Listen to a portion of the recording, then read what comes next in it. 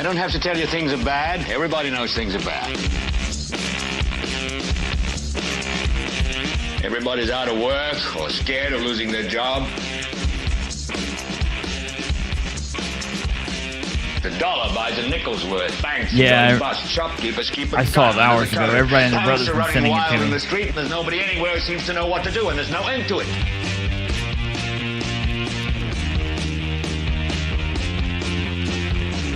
The air is unfit to breathe, and our food is unfit to eat. We sit watching our TVs while some local newscaster tells us that today we had 15 homicides and 63 violent crimes, as if that's the way it's supposed to be. We know things are bad, worse than bad. It's like everything everywhere is going crazy, so we don't go out anymore.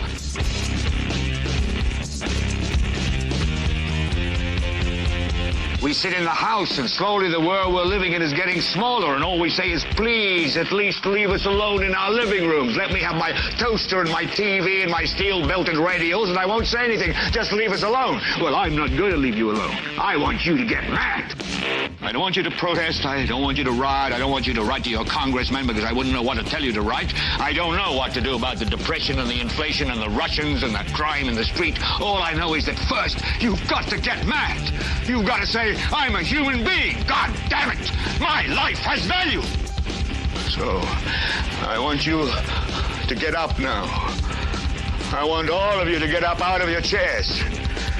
I want you to get up right now and go to the window, open it, and stick your head out and yell, I'm as mad as hell, and I'm not going to take this anymore. Hello, hey, welcome, ladies and gentlemen. Hey, last night, if you weren't here last night, we actually had like a stop the presses moment. I cut the intro short and came in because I was in a bad mood and just wanted to get done and was tired of hearing it. I'm in a much better mood today, ladies and gentlemen, this evening. Welcome. If you're watching this, thank you for being here. Please share the show with everyone you know. Help spread the word. Get the word out. This should be a big show for citizens of Muncie specifically. I would say Muncie and Delaware County. I guess it's a big thing if you live in Delaware County, but you don't live in the city exactly, but you drive into the city and you pay tax on everything that you buy in the city, and you eat in the city, and you pay tax when you're doing that. And literally, anytime you're driving around, you could likely be pulled over by a police car. You could get into an accident, and a policeman could come in and help you. You could fall down and scrape your eyes and need paramedics, and so you might have services of the EMS and fire departments. Various issues in which you might engage with Muncie and Muncie-related things. But if you live on the south side of Fuson, well, damn it all to hell, you shouldn't have an opinion, you shouldn't be able to speak, and you're going to be looked down upon you. They're going to look down upon you. The Star Press is going to look down upon you. Right now, or thinks you smell, and nobody, you don't have a soul. You are a soulless NPC. But if you live on the north side of Fuson, well, then we still don't want to hear from you. They're still going to look down upon you, but yeah, it's a little bit better. Those kind of things, man. It's real crazy. Hey, Kate's here. I'm here. It's going to be a good show. We've got a lot to talk to you about. So if you're in Muncie and you're in Delaware County, this is going to be a big show. This is definitely a show that people should watch. Like Jackie says, we also all get to drive on the city's great roads. If you're someone that lives way up in the asshole of the universe, Eaton or Albany, you know, how dare you drive through the city of Muncie and pop your tires on Muncie's great roads. Ladies and gentlemen, we're going to talk about last night's council meeting. We're going to talk about the Delaware County. Delaware County. I said Delaware County. We're going to talk about the happenings going on in the city of Muncie, which is in Delaware County. So Muncie and Delaware County people should pay attention. After we go through some Muncie-related things at the end, towards the end, we're going to talk about a state issue. Tonight's episode is going to be local Muncie-oriented, and it's also going to focus on the state of Indiana. And then those people, wherever you're from, if you're in any of Indiana's 92 counties, you should listen to this. We're going to be talking about a piece of legislation that's been put forward by Delaware County's own Elizabeth Rowray, District 35. It's nonsensical, and we'll get to all of that. And that's important wherever you live. So really, it's just one of those things. Tune in. If you're outside of Indiana, still tune in. So share the show, do all that stuff. So last night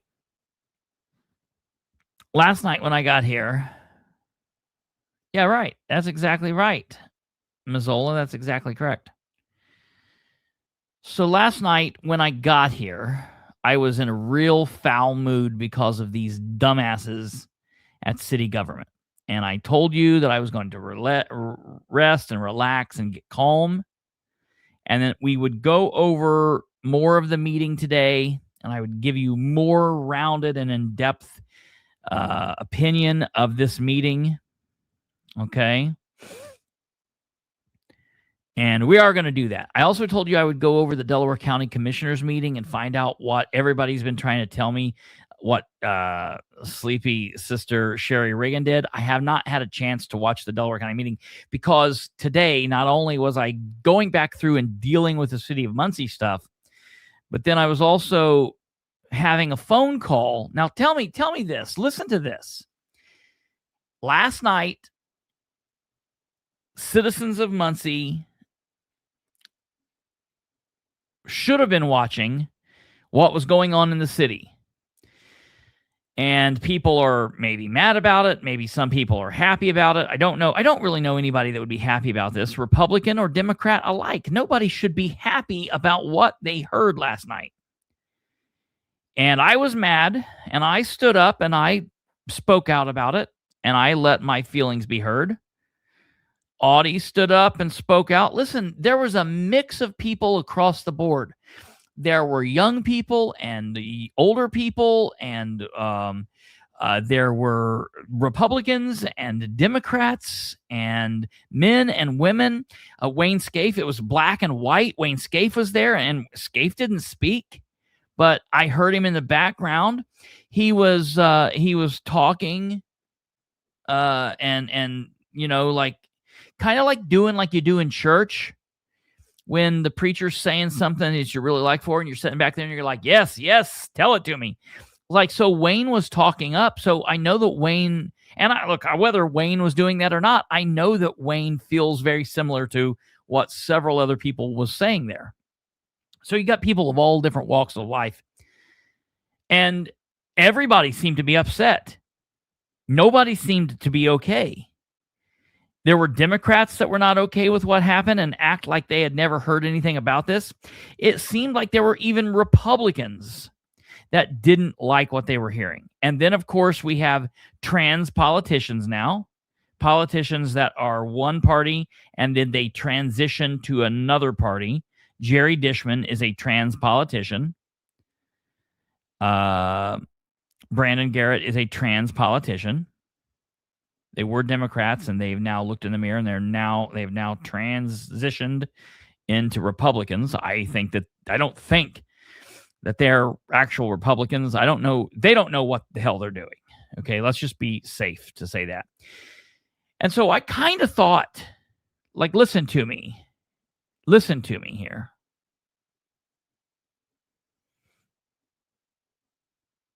No, I'm not being big. And listen, I'm not saying anything negative to, and listen, some people out there, could be people out there that says that like I'm taking the piss and I'm making fun, and I'm not really making fun. Really, I'm saying something that I know would probably offend Jerry and Brandon.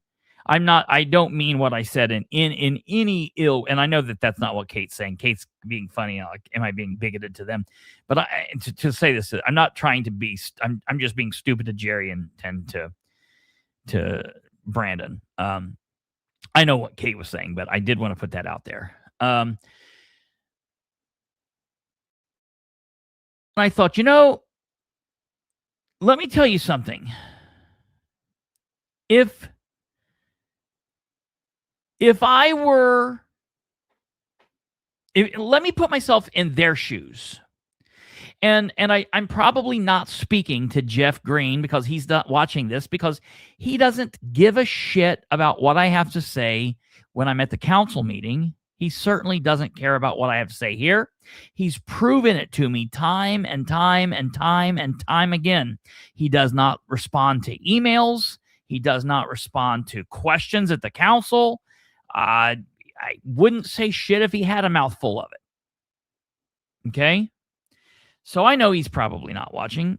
I know that Dale Basham's probably not watching, but there are people that are watching, that are in their orbits.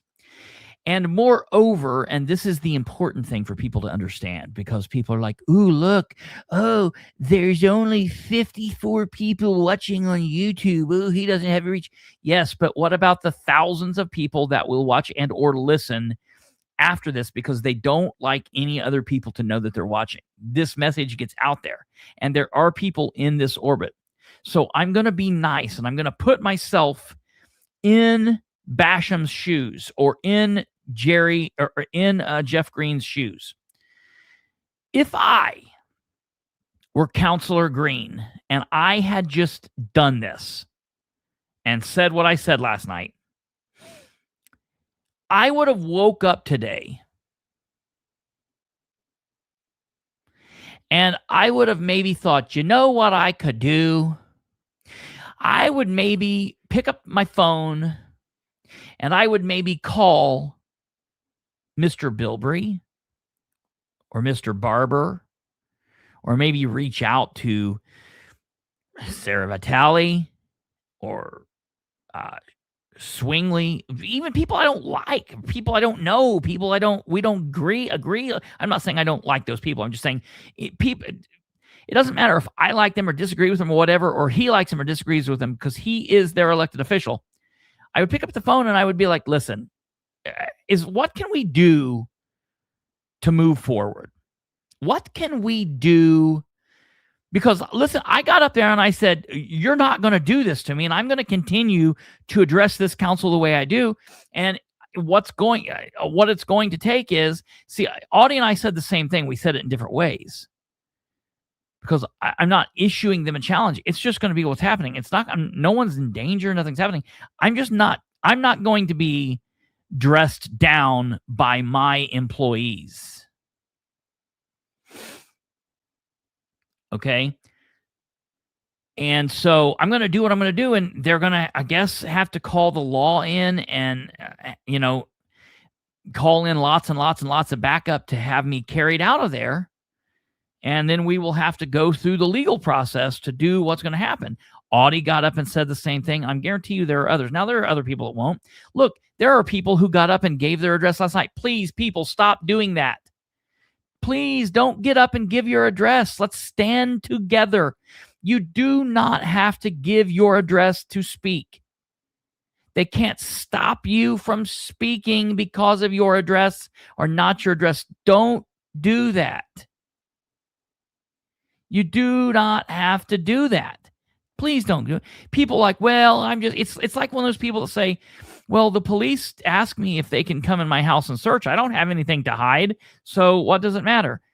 That's not, it does. It's because you have a right to say no. You do not have to give your address, but these people did it anyways. So I would call, if I was Counselor Green, I would call and say, is there something that we could do? At the very least, maybe send out an email. But you know what I didn't get today? I didn't get a phone call from Counselor Green. I didn't get a phone call from Vice President Basham. I didn't get a phone call from Rose Selvey. I didn't even get contacted by their attorney. No, let me tell you who I got a contact from today. I got a contact from, I really need you to understand this, because we're talking about elected officials, people that if we are not okay with how they act, we can walk into a ballot box and unelect these people. But the person that contacted me today is somebody that has no power and has no authority over me, over you, over the man in the moon, has no power or authority over anyone, does not sit on the council, does not make rules, does not do any of this. But the person that contacted me today sets a scary precedent, because I'm going to call Alva out right now. Alva, come to the front of the classroom, please. Do you remember last night, sir, when you and I were talking on the phone when I left the meeting and I was on my way home and I was pissed off? I knew Kate hadn't watched it, and I knew Brandon wasn't watching, and my grandparents were asleep because they went to bed early last night. And I talked to Audie, and he was still up there talking to people. So I just needed to talk to somebody to blow off steam. And so I called Alva, and because I knew Alva was watching. And Alva and I got to talking, and I said, you remember what I said to you, Alva? Oh, he was watching. Oh, he was not the show last night. Not the show last night. I mean, I don't know if you were watching the council meeting, Sir Bowman. I don't know if you were or not. Anyways, whatever. I called Alva, and I told Alva and I were talking about whether or not Green would see the error in his ways and maybe change some things next time, or if he would double down. And I made the comment to Alva, and I said, if these rules were rules that Jeff Green set there and thought, okay, I'm going to be the council president, I need to do something, and he just come up with these asinine rules himself, then maybe we would have a chance in some of these things being walked back. Remember me saying that, Alva? I said, though, then, however, if these rules were given to him by the mayor of Muncie, Dan Ridenour, and or the Republican Party chairman, Tim Overton, so Tim Overton, you got Tim Overton here. Imagine I got a puppet right here on my hand. This is Tim Overton. And sometimes the hand up the ass working the puppet is Stephen Brand. Sometimes it's Dan Ridenour. Sometimes it's Matt Kantz. Sometimes it's like three hands up there, and it's Kantz, Brand, and Dan all at the same time.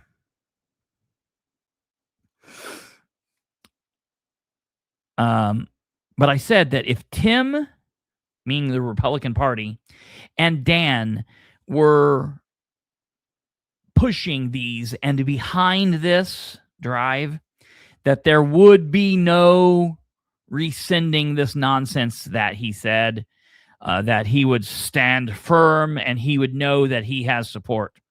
Well, ladies and gentlemen, I woke up today and I was contacted by Mr. Overton. And Mr. Overton wanted to talk to me, and he wanted to give me an alternative perspective. He wanted to give me an alternative perspective that might help me understand the thinking behind these rules. Okay? Oh, David Williams. Well, you know, sir,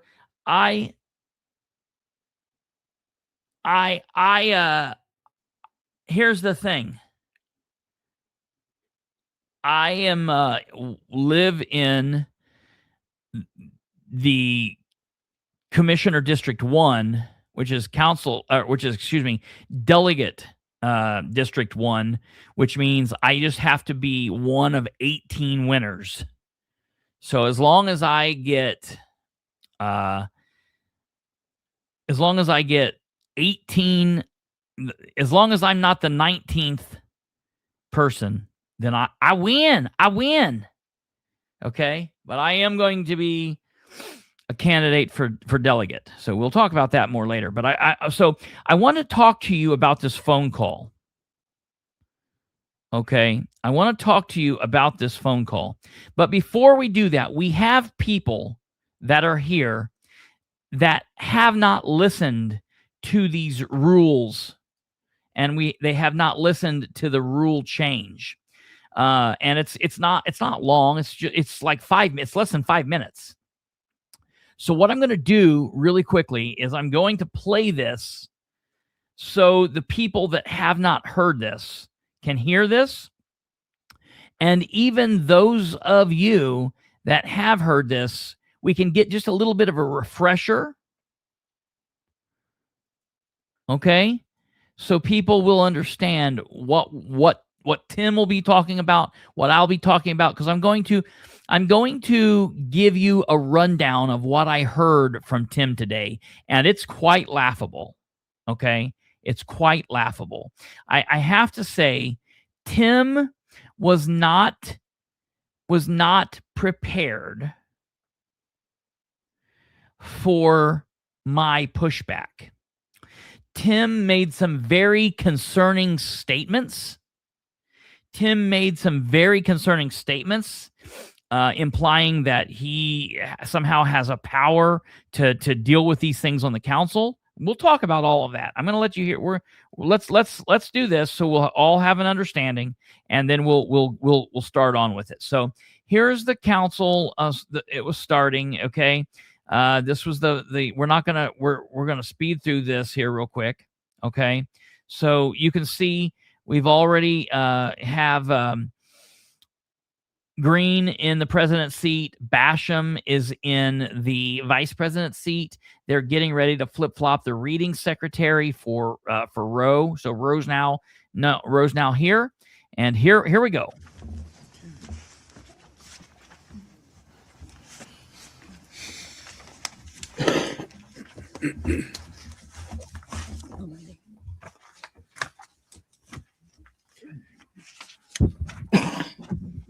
At this time, we'd like to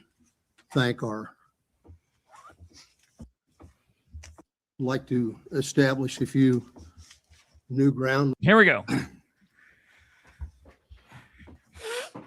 Like to establish a few new ground rules for everyone.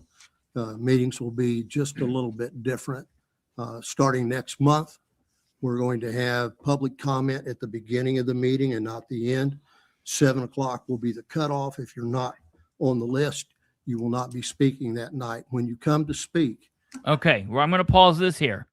We're going to take this second by second by second by second. Hey, sorry about that, Alva. Take care, brother, and you definitely have our thoughts and prayers. So Green says we're going to do public comment at the start of the meeting rather than at the end of the meeting. Okay. Now, I have long said whatever the issues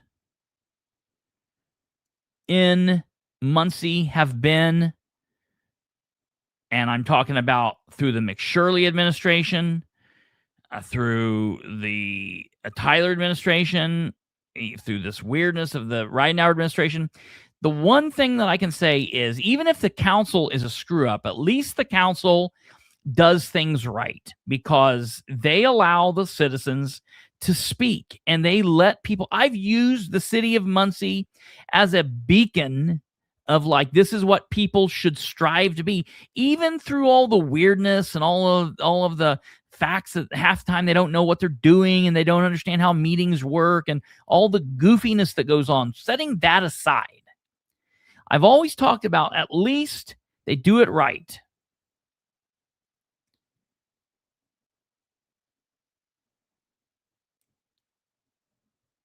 They allow people to get up and speak.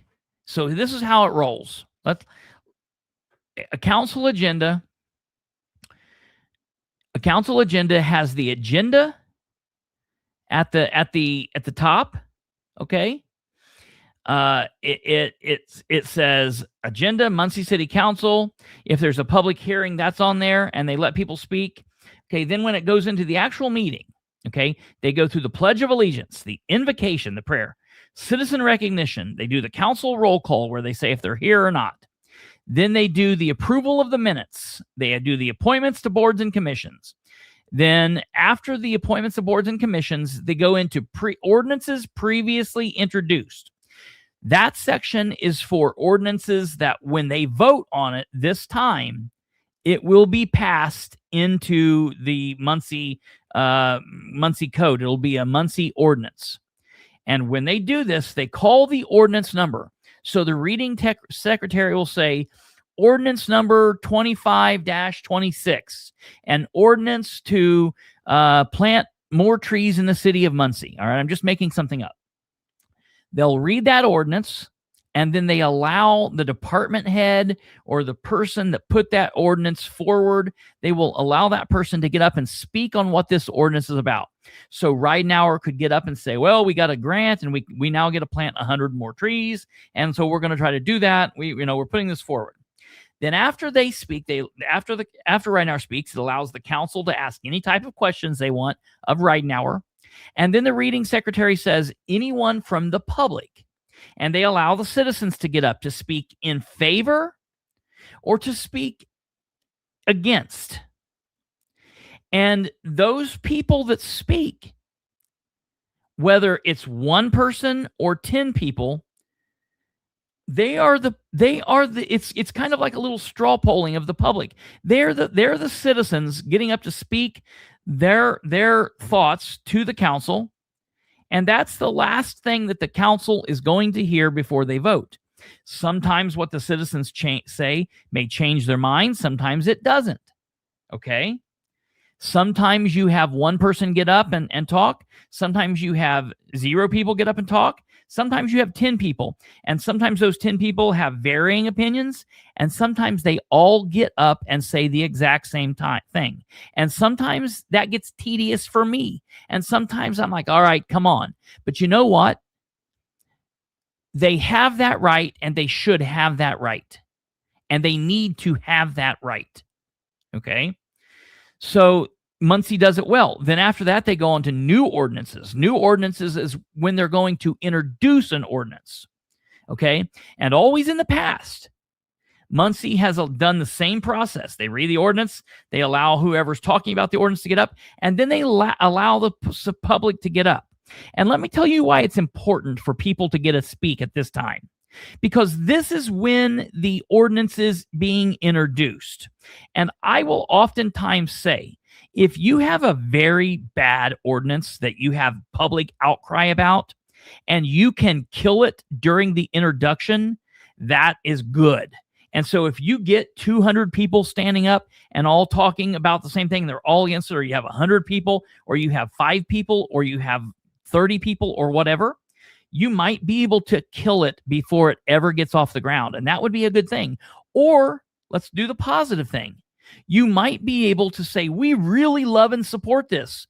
A perfect example was last night. There was an ordinance being introduced, and it was for the safety of children, for parking around around an elementary.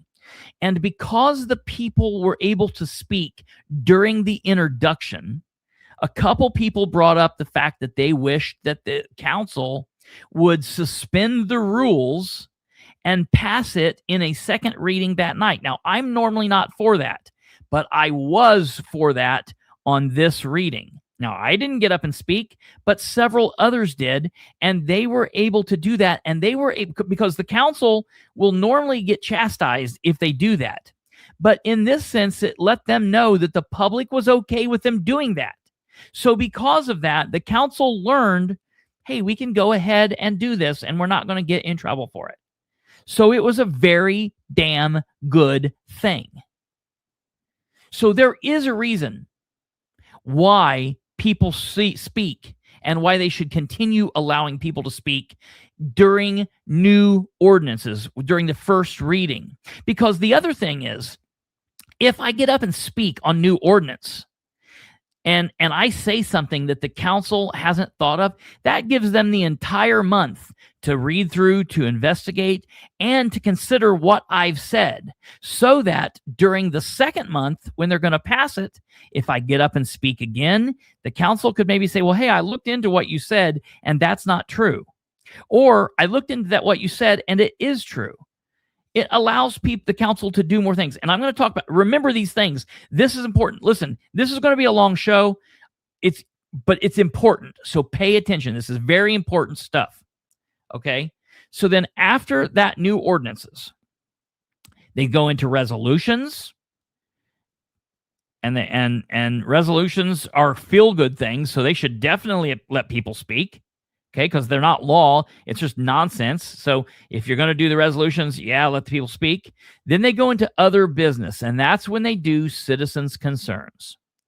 And when they do that, that allows the people that have been at that meeting to speak on anything they've heard.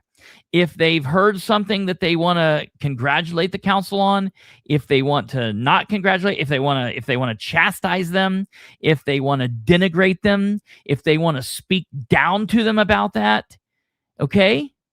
It allows them that opportunity because they've sat there to do that. Now and then it goes into adjournment. Now, the only thing that I've said that the city of Muncie could do better is if they would open up a quick public concerns at the beginning of the meeting. Oh my God, you mean have public concerns at the end and have public concerns at the beginning? Holy shit. What? Oh, crazy. You know what they could do? They could put rules in place but they'd be late for Jeopardy. You could put rules in place where you say, we're going to allow public comment for anyone that wants to speak before we get started here. If you don't want to sit through the entirety of the meeting, you can come up and speak. But if you come up and speak on a topic at the beginning, don't speak on that topic at the end. You can get back up and speak at the end. Just don't speak on topic A at the beginning and then get back up and speak on topic A at the end. Cut the topics up. You know what I mean? Or hell, let's say it another way.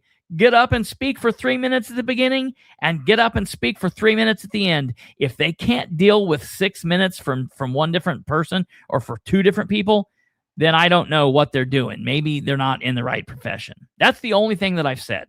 That's the only thing I've said that they could do. But whatever, okay? I'll be honest. I don't honestly care, and I'm just going to say this. I personally don't care if the public concerns are at the beginning of the meeting or at the end of the meeting, because I'm going to tell you like this. If I come in and I have something to say and you make me speak at the beginning of the meeting and then you do some crazy nonsense during the meeting and I want to tell you off, I'll tell you off at the beginning of next meeting. I guess it doesn't really truly matter. That doesn't matter that much. I would like them to be at both places. But I'm just a citizen, so I can have an opinion that's different. These people are elected officials. They should be trying to meet us where we are and trying to give us all the time possible. Okay? So, let's go on with the rules. So now what Jeff Green has said is, no, we're not going to have concerns at the end. We're going to have them at the beginning. But here's the problem. What happens if the meeting starts at 7 o'clock and you don't get off till 6:30 and you fly getting to the meeting, but you don't get there till 7:15? Now you've got to a meeting, but you don't get to speak because you weren't there before some arbitrary deadline. I've got to the meeting late before, and I've walked in and I've sat down while they've been talking, and then in between topics, I get up really quickly and I go over and I write my name down. Or Lacey looks and says, hey, do you want to speak? And she mouths it, and then she writes the name down. Kate? Now, I popped on because you were talking about how if they piss you off in one meeting, you'll come back and talk at the beginning of the next meeting. Mm-hmm. Right? The problem with that is that they only meet once a month. Mm-hmm.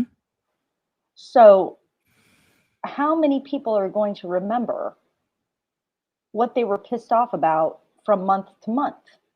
Yeah, sure. Before they're yeah. going to be able to make it to the next meeting. Mm-hmm. Mm-hmm. So right. They're 2 months later, they're allowed to say, hey, I didn't like what you did. Yeah. Well, and I'm going to tell you why Jeff's doing this. I'm going to tell you why. This is just to make so they don't have to listen to people complaining about actions that they took. About something that they took. Well, that's one thing. That is one thing. The other thing is preparing for this role. Jeff has been attending Delaware County Commissioners meetings and some council meetings, but I know he's been attending the commissioners meetings, watching how the president of these boards act. And we all know that Shannon Henry doesn't like the public either. And they do this sign up where you have to sign up before the meeting starts. That's so stupid. And if you don't speak, they don't let you. If you don't do it, they're not going to let you speak this meeting. Okay. And Brand was supposed to become president and stop that, but he didn't. I don't know what's some kind of bullshit going on there. I don't know what the hell's going on there. But anyways, so that's where he's got this from. He's like, oh, look, they're doing it. You know, okay. So then he says, you got to be here or we're not going to let you speak at this meeting. You'll have to wait till next time. So he says that. You will give your name and your address. So he wants you to write down your name and your address on the line. And tell us that when you come forward again at the mic. Then again, he wants you to come to the mic and say your name and address. Well, folks, we don't even have to spend any time on this because we know where I feel on this. We know where you all feel on this. This is something that we shouldn't have to do. We don't need to do. The Indiana Public Access Counselor, Luke Britt, who was the public access counselor for 15 some years, it was very clear on this was not something that needs to be done, that this is a chilling effect on people speaking, okay? And that you don't have to do that, okay? It's very, very clear. And I'm going to tell you, a lot of people don't like Ryan Webb, but I talked to Ryan Webb today, and Ryan, who's running for Delaware County Council, he said, you know, I fought against this. Ryan was very instrumental in putting rules together for the county council, and they specifically said if people aren't on the sign-up list in these rules for the county, they specifically, he specifically called for it, and it's in the county council rules, that the president says, is there anybody here that didn't get signed up that would like to speak? That's how it should be done. Okay? That's how he thought that it should be done. Okay? So Jeff is on this kick. You got to give the address because as we'll hear here in a minute from the Star Press, it's a big concern on whether you live in the city or not. I don't know who that's a concern from. I've not heard this from anyone's mouths, but if someone tells me that, I will do a full big belly laugh and roll around on the floor laughing in front of those idiots because it's not a concern. It doesn't matter. I could roll in here from Las Vegas and you can't stop me from talking. You'll be given 2 minutes in order to speak. You're going to be given 2 minutes, okay? 2 minutes instead of 3 minutes. And we're going to talk about this. I'm just letting you hear this. We'll hear more about why all of this stuff is happening here in a minute. I got breaking news coming for you, folks. Stuff you ain't never heard before. You're going to hear it here in just a minute. This is very important. Hey, see you, Admiral. Production of ordinances, There will not be comment at the beginning of an introduction. Only So now they're not going to let citizens speak at the introduction of ordinances. Okay. Some people say, it doesn't matter. You get to speak when they pass. No, listen, this isn't a problem. Okay. It's not a problem. Only a couple people speak. This is shutting down exactly what Audie said. It is shutting down a handful of people that speak. That's all this is doing. It's chilling people who might want to speak in the future. It's stopping the communication between the citizens and their employees. Okay, let's continue on. when those will be adopted, you're allowed to speak. Comments will be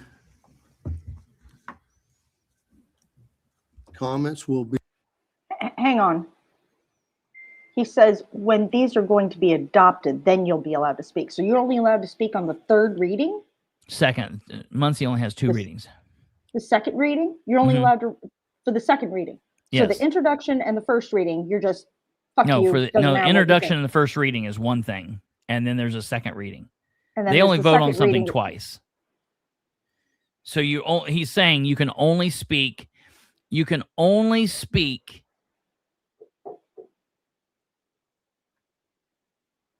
I don't know what that is. Don't allow that. You can only speak during the second meeting on ordinances, is what he's saying. Okay, thank you. Yeah, it's so if you have, or if there's a new ordinance being discussed tonight at tonight's meeting, ordinance 1026, and it's being introduced, we're going to introduce it tonight. No one can speak on it. The next month's meeting, when we are going to adopt ordinance 1026, people can then speak on it, which it's like, okay, whatever. But it's important because a lot of stuff has happened at the introduction. It's important. Okay, let's move on. Be very carefully. So what he says right here is, listen, Chief Muncie, listen to what he says. You want to talk about a violation of the exercise of free speech? Listen to what he's getting ready to say right here. Listen to what he says right here. Comments will be spoken very carefully. Spoken. We're not going to use foul language. We're not going to heckle other people. All right, we're not going to use foul language. All right, I want to talk about this for a second. Since 2018, I can only think of one person that has got up at that podium and used the F word. One person. And let me tell you something. Not the council, the crowd kind of went more than anything. And then he stopped and that was it. Okay. I can't think of another time that someone's got up and said that. There have been times that people have got up and said, I'm mad about this, damn it. Or I'm tired of this bullshit. Okay. Maybe that shouldn't be said, but like, we're all adults here. Politics is an adult's game. Okay. And children should play along too. But if we're in this, I don't hear people just getting up and just going crazy. This doesn't seem like a locker room. I've never heard anything like that at the council meeting. It doesn't seem like some kind of backroom bar, down from the naval yards and the big factories. It's never been out of control here. So I don't know what they're less concerned about the foul language and more concerned about people holding government accountable. Okay, let's listen. We're going to conduct ourselves in a civil manner, in a civil manner. So let me ask you a question, Mr. President. If I get up and I want to call Ridenhour out, and I want to call you and your vice president out for not being able to communicate, not being able to figure out how your email works after 3 years of being on the council, are you going to gavel me and say that I'm not being civil? I feel that you will. I'm not being rude. I'm just holding you accountable. I'm redressing my government. I'm explaining to you my grievances. Are you going to tell me that that's not civil? Because I'm going to tell you, you telling me that's not civil, that's not civil. And really what it is it is a civil violation against me, and it will get your behind sued. Okay, let's go on. Which you would like to be treated, and this goes for everyone, whether it's my colleagues that are up here or those of you in the audience. We will not put up with language nor attitudes that are incorrect. And they're not going to put up with attitude. Look, all right, I forget about the language. All right, grow up. Grow up. But they're not going to put up with attitudes that are incorrect. Mr. Green, who gets to decide what attitude is correct or incorrect?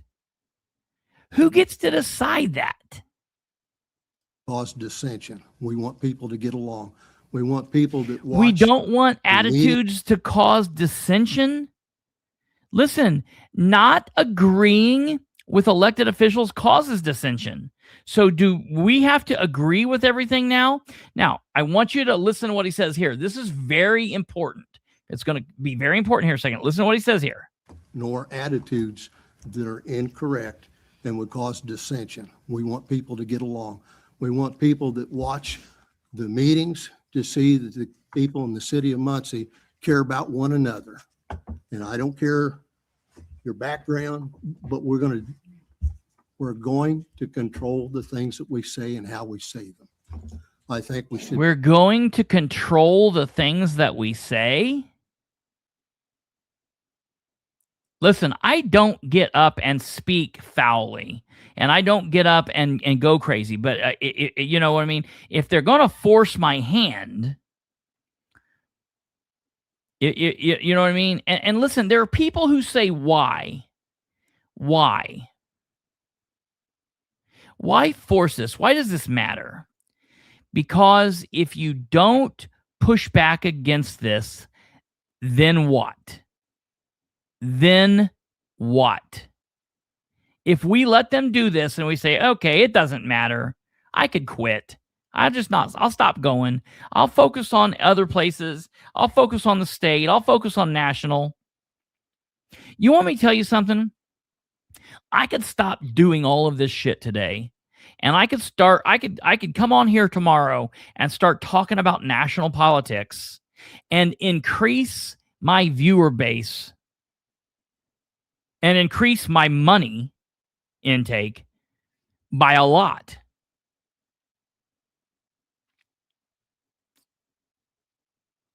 But I don't do that because it's important to talk about this local stuff for you guys, for the people that watch this.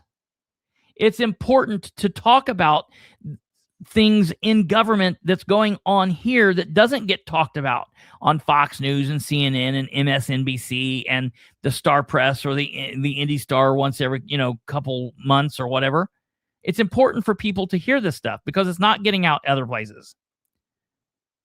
That's what's more important to me. You know it, Stumblefoot. All right, all right, we're about done with this. Be that way, very civil to one another. These are things. The key words are we're going to control. We want to be civil to one another. We're going to control this. What to bring about in our meetings. We want to change those things. Yes. I would just I do like the idea of. Okay. All right. So that's what he said. So when we're talking here, now you'll know what we're talking about. So I get a phone call today, and the Republican Party chairman tells me that he wants to give me an alternative perspective. And he wants to make me understand the reason behind this change. And he starts off with saying, well, I'm just going to tell you why we're moving. Listen to what I'm saying here. Oh, it was definitely re-rehearsed, planned, Ryan Webb, 1,000%. Now, let me tell you what the Republican Party chairman tells me. Now, remember,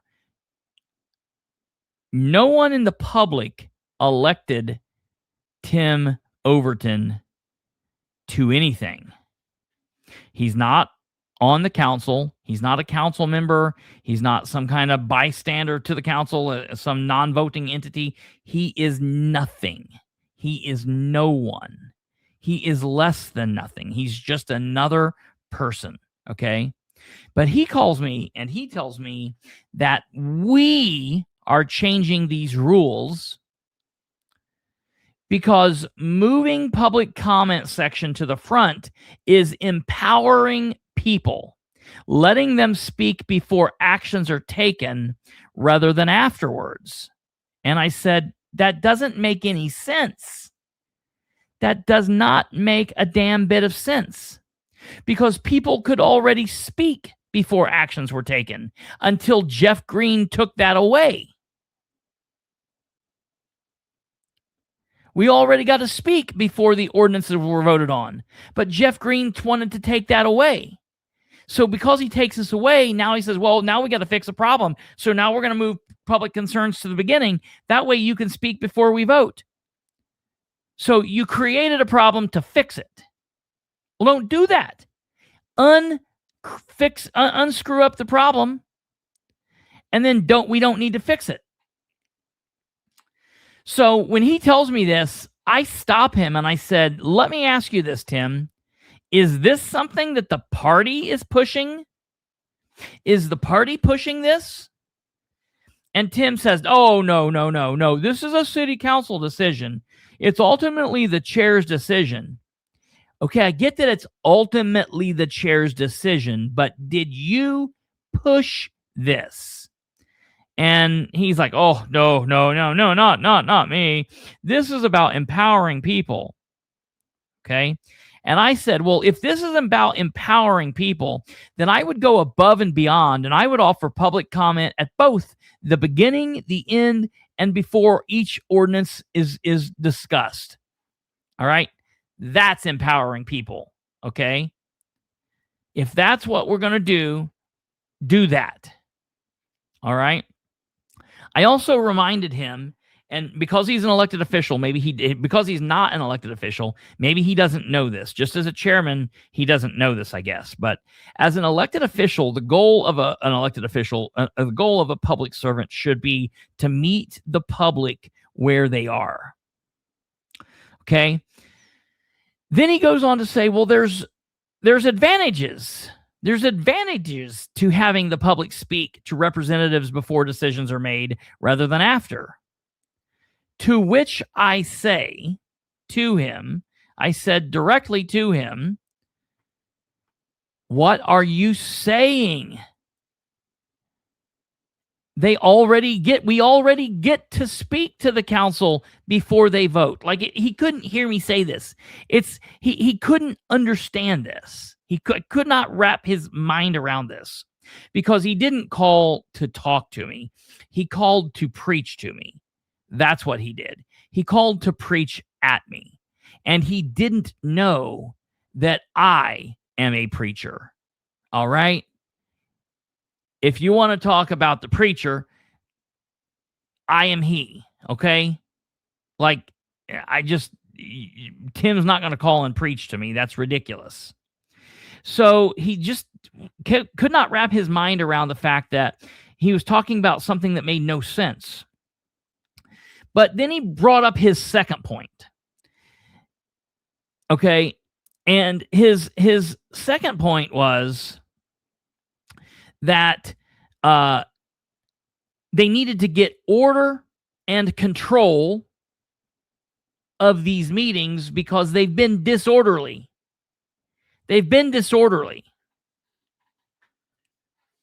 Folks, these are words he told me. These are things that he said.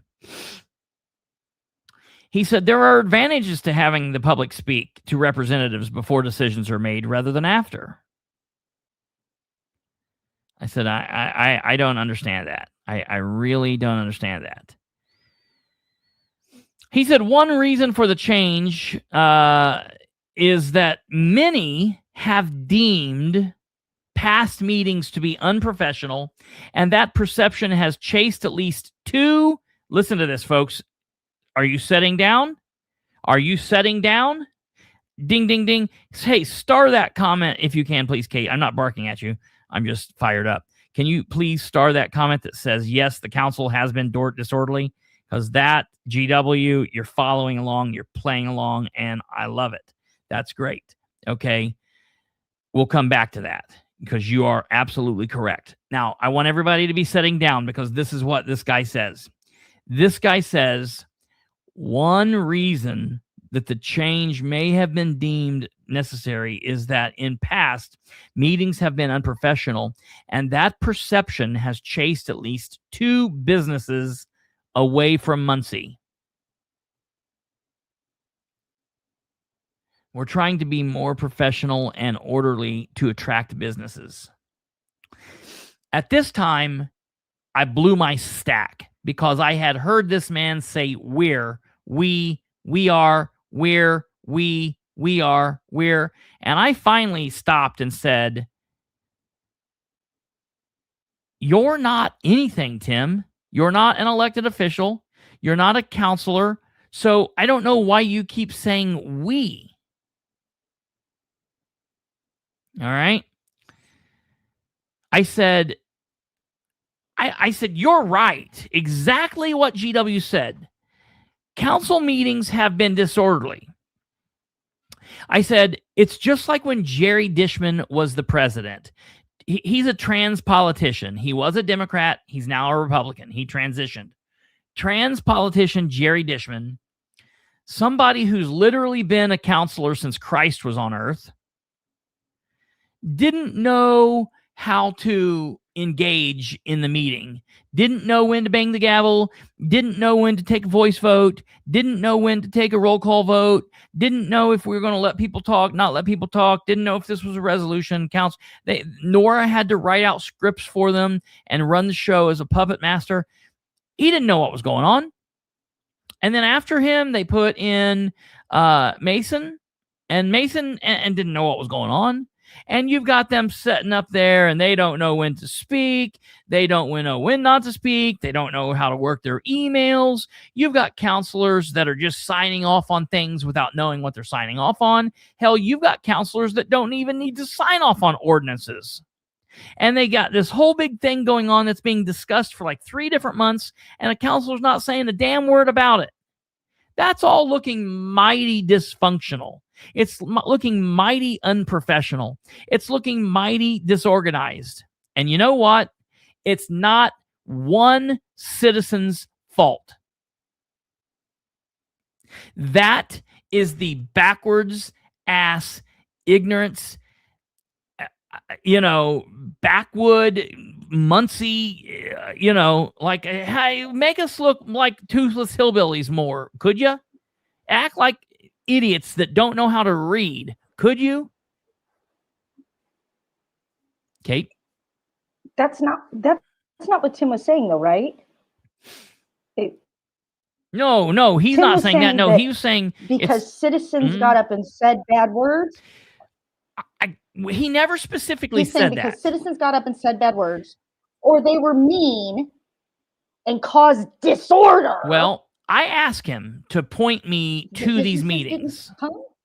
What? Yeah, he said literally, yeah. And we were talking to Kate about this, or to Brandon about this. And Brandon said, Brandon had the David. Brandon had the best point. Imagine, if you will. I can't think of any meeting that's evolved into chaos because of something's done. Well, first of all, yeah, that's the big thing. That I asked him, I said, you need to point me to those meetings. I want to watch those. I don't recall any meetings where any of that's ever happened. She froze. Oh, yeah, but no, you're right. You're 100% right, Kate. If anybody out there can help with this, I would like to see them.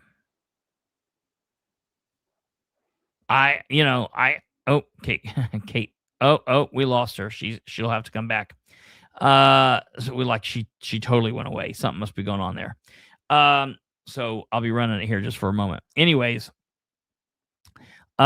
she's 100% correct. I've not seen these meetings that Tim and I'm sure Dan. Listen, I do know they don't like when Dan's called out. They don't like when the council's called out. That's what they don't like. That's what they're trying to stop. But there's never been any disorder. Listen, I'm not against the council chairman, the council president, keeping order in the meeting and not letting it devolve into craziness. You can keep order without violating people's rights, without stopping the citizens from being heard. Okay? Absolutely. And Ryan's right. Jeff Green spoke more words here in that one speech than he's publicly spoken in the entire time he's been on the council. And that's absolutely true. Dan stayed until the very, very end. He didn't stick around for public comment. He went out into the hallway. So Tim goes on, and Tim says, I said limiting communication doesn't make it more orderly. Cutting public comment time by a minute doesn't make it more orderly. There have been time limit. Then Tim says that he never knew that there were time limits in the past.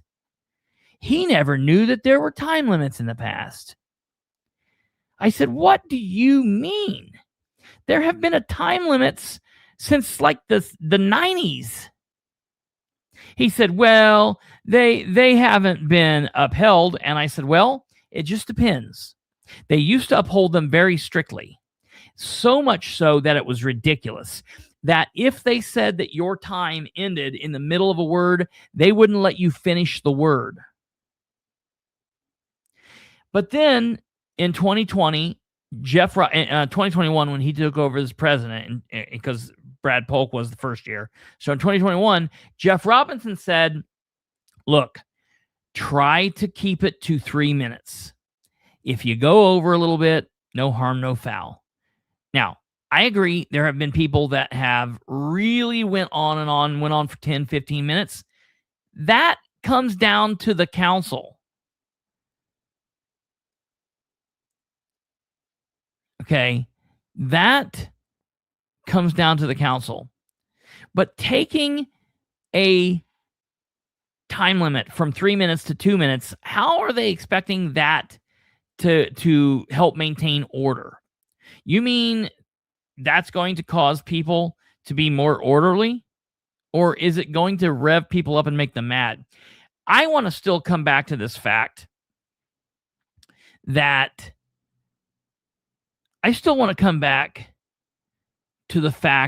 he's saying there are businesses that left Muncie. And this is what Brandon said. So let me get this straight. Some business is going to come to Muncie and spend hundreds of thousands of dollars, if not millions of dollars, on infrastructure of the business, maybe building a location or buying a location or renting a location, signage, advertisement, stocking the business, whatever it is. It's a restaurant, it's a hotel, it's a cleaning business, a construction business, a uniform bit. I mean, anything that I could your heart's to the sky's the limit. Okay, there's no limit to what business we could be talking about. Imagine they're spending hundreds and hundreds of thousands of possibly millions of dollars. And one day after they've done all of this work, they've looked and seen the crime reports, they found where their employees could live, they found there's a market, and they know they could come to Muncie and they can make bank. They can become millionaires being business owners in Muncie. And Tim literally had the balls to tell me that because they turned on the city of Muncie's Facebook page and they watched a council meeting, that they said, nope, not going to do it. We're not going to become millionaires. We are now going to go to Tucson, Arizona. Is it Arizona or Oklahoma? Tucson, Arizona. We're now going to go to Tucson, Arizona, and we're going to set up shop there because your council meeting was unprofessional. Listen to me. If that's true, it's because they're thinking, oh my God, these are the elected officials? The other thing that Kate said earlier off air, and I wanted to sort of talk about this. Citizens get up and they might be passionate, but I can think about the only time that citizens have been mad is when they have been calling these public servants out. And I just have to think that if they weren't doing stuff like this, maybe this wouldn't happen as much. But this does not fall at the hands or the feet of the public. It falls at the hands and the feet of the elected public servants. Okay? I told Tim, I could see someone speaking for 3 minutes and 40 seconds really being a turnoff for that next chicken shop that's going to move in to where Hardee's used to be. Okay? Yeah, is it some company that took tax exemptions? That's absolutely right. Okay? And I told him straight to his face, or to his ear, I guess, that my concern was if this was Green's idea, that he might come back off of it. But if this is something that the Republican Party's pushing and something that Dan is pushing, then this is going to have to be a fight. And this is a fight. We're going to take it to him. I told him that this was not going to help meetings run smoothly. Okay. I also brought up the fact that no one needed to give addresses to speak. Okay. He did tell me that he understands my point on this, that in the world of doxing, he understands my point. Now, he didn't say that he was going to talk. He was going to talk to his Republican council chairman and say, hey, maybe you ought to try to do something with this. He just said he could understand my point. Okay. When citizens can't get with the representatives until council meeting. Yes. Yeah, that's exactly right. That's absolutely right. Yeah, that's Chief Muncie. Yeah, that is 100%. Everybody's going to bike to the next meeting. That's 100% right, Chief Muncie. Okay. And he just kept coming back to it's just before and after. I'm like, dude, you're getting hung up on the small stuff. I don't care about that. But he just kept telling me over and over that we've lost businesses. We've lost business, and that's what we're trying to address. Allowing everybody to speak before the action brings order. Allowing people to speak for 2 minutes rather than 3 minutes, that's going to bring order. And then Brandon said probably one of the best statements that I've ever heard him say. I can cause more chaos and more disorder in 2 minutes than most people can in 10. So, yeah, I guess hold me to 2 minutes and let's rock and roll. You know what I mean? He then told me some really strange things. He said that he was just bringing this up because he didn't hear me say that there's been chaos and disorder. I said, you mean to tell me that you haven't heard me talk about how chaotic and disorderly the meetings are, how unprofessional they are?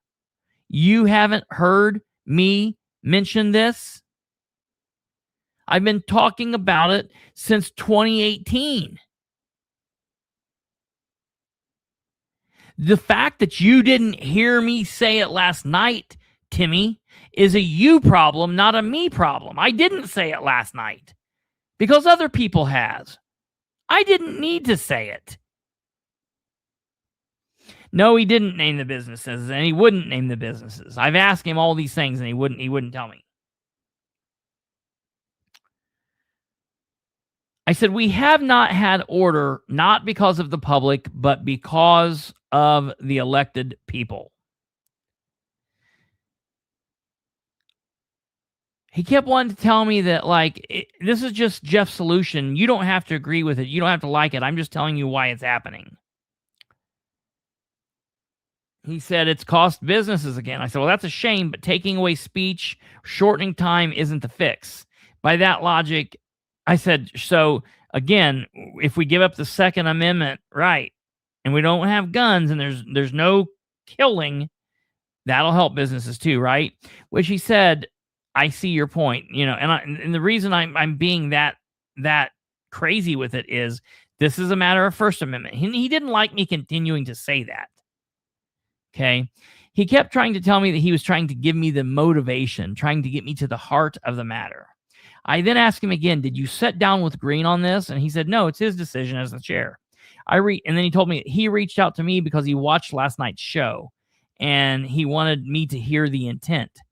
And I said, then why didn't Green reach out to me? Why wouldn't Green have reached out to me? And he started going on about something. And at that point, I was kind of getting upset. We remained professional. There was a couple times it got heated. He kept trying to put words in my mouth, and I had to stop him, back him down from there. But at one point, I just stopped. And I said, hey, how long have you been engaged in politics in Delaware County? And he says to me, oh, a long time. A long time. And I said, okay, like since when? And he was like, well, definitely since McShirley. And I said, oh, so since 2008? Because I've been involved long enough that you can tell me a name and I can tell you what time period, or you can give me a time period and I can tell you what names. So he said McShirley. And I said, so you've been involved in politics in Delaware County since 2008? That's cute, Tim. I've been involved since then and about 15 years before. So the reason I bring that up, and it makes me sound like a smartass, and I was being a smartass, but the reason I bring that up is because he's talking about shit that it's not. First of all, it makes no sense what he's saying. I'm calling him out. Tim, I am calling you out. You are full of shit. And the reason I say that is, and I'm telling you right now, and I'm putting this on Dan Ridenour, I'm putting this on Jeff Green, I'm putting this on Dale Basham. It proved to me,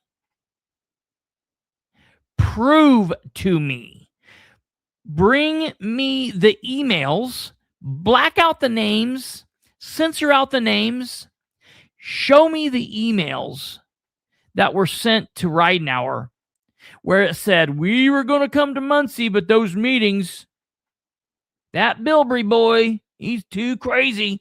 That Barber dude. Tell me what meetings to watch. You're full of shit. This is about control.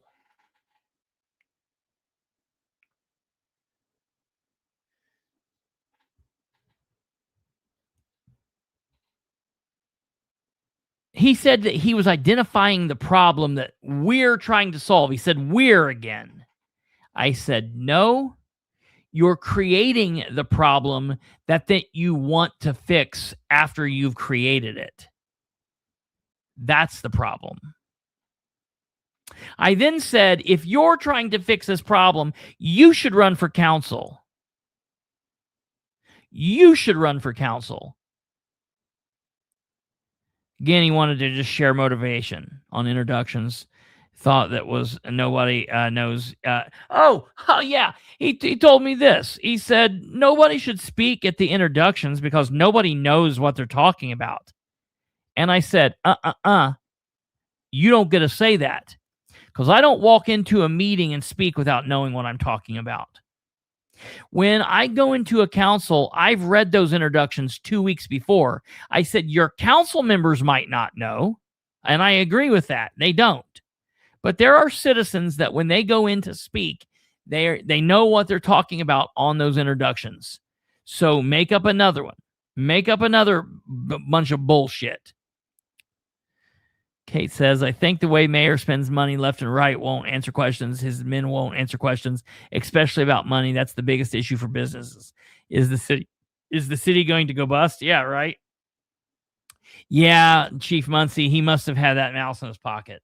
and that mouse had its hand up his ass, and it was either Brand or Dan or maybe Jeff on this one. I don't really know.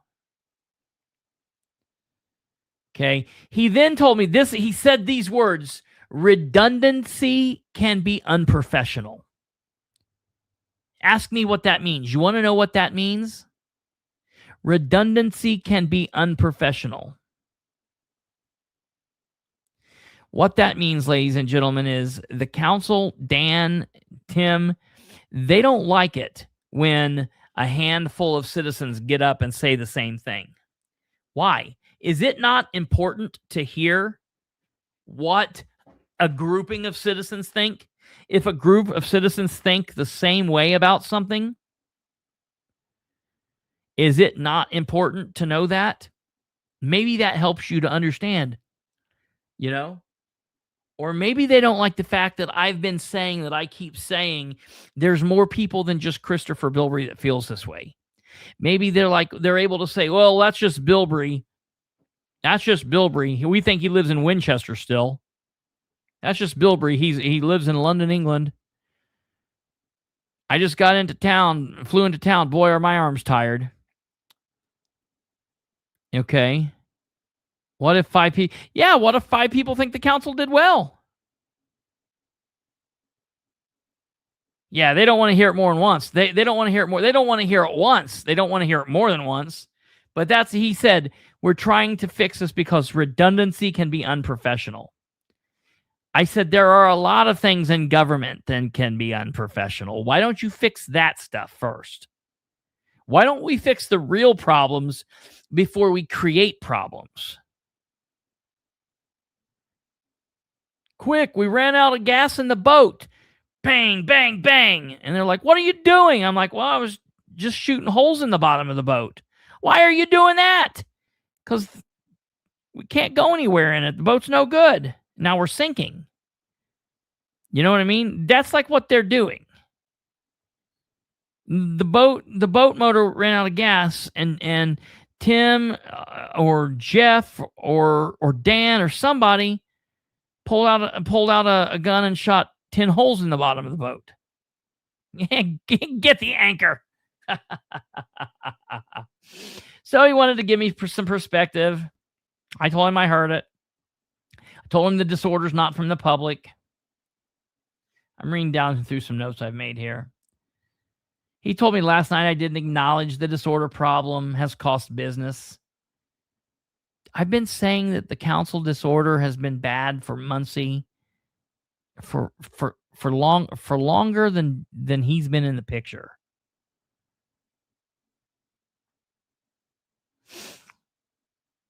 I then say, at the end of the call, he's like buttering me up. A lot of people listen to you. You got a lot of good information. I'm like, okay. You don't, thank you, Tim. I appreciate that.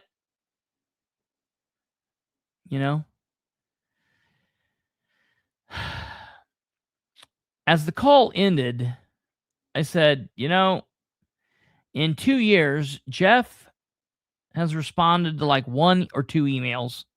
Basham, maybe 1, maybe never. I don't really know. I said, not communicating because you don't like somebody is poor government. And now we have a council president and a council vice president who are horrible at communication. It's a total nightmare. And he tells me, this is what he literally tells me. That's a pretty strong verdict. And I said, yes, it is. I said, he's been on the council for however long he's been on the council. And he's like, it's not. He's like, but he's just became president last night. I said, you stop. You're not going anywhere with that. I don't care that he's just been president last night. He has been an elected counselor for years, and he's not been able to do anything with this. So now all of a sudden he's president and he's some kind of master communicator. What really kills me is we were talking about the fact that he said he's a pastor. He's good at communicating. I said, no. He sits over in the corner and talks like a church mouse. Normally pastors are like gregarious and very outspoken and willing to talk to you and to you and to you and to you and to you and to you. And have you heard the good news? But this dude's sitting underneath a dais with a blanket pulled up over his head so people don't see him. It's really weird. He told me to give him 2 months. I said, well, I've already given him his first meeting, and he really fouled that up. He really fouled that up. So now I give him February? Okay. All right. Here's what I'm going to do. If he walks all this stupid shit back, here's my pledge. Here's my pledge. I just come up with this now. Tim, here's my solemn, my honest words to you now.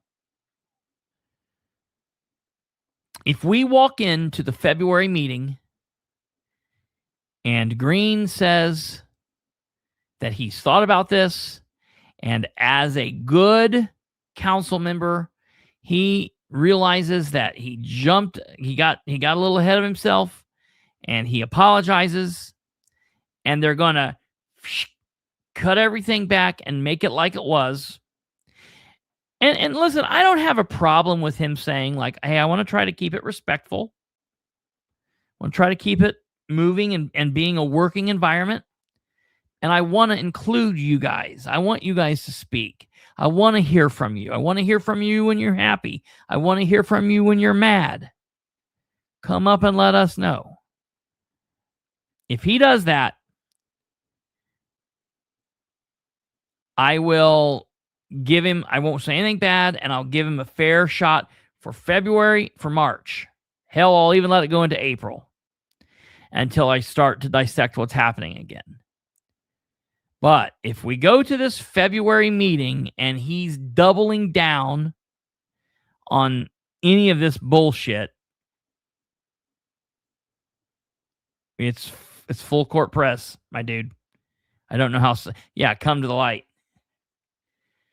I said, you know what would be a strong thing that would really help me to see what you're saying and to see Jeff as a good guy, a good light, is if Jeff started communicating right now. Maybe Jeff should have made this phone call. Why did Jeff not make this phone call?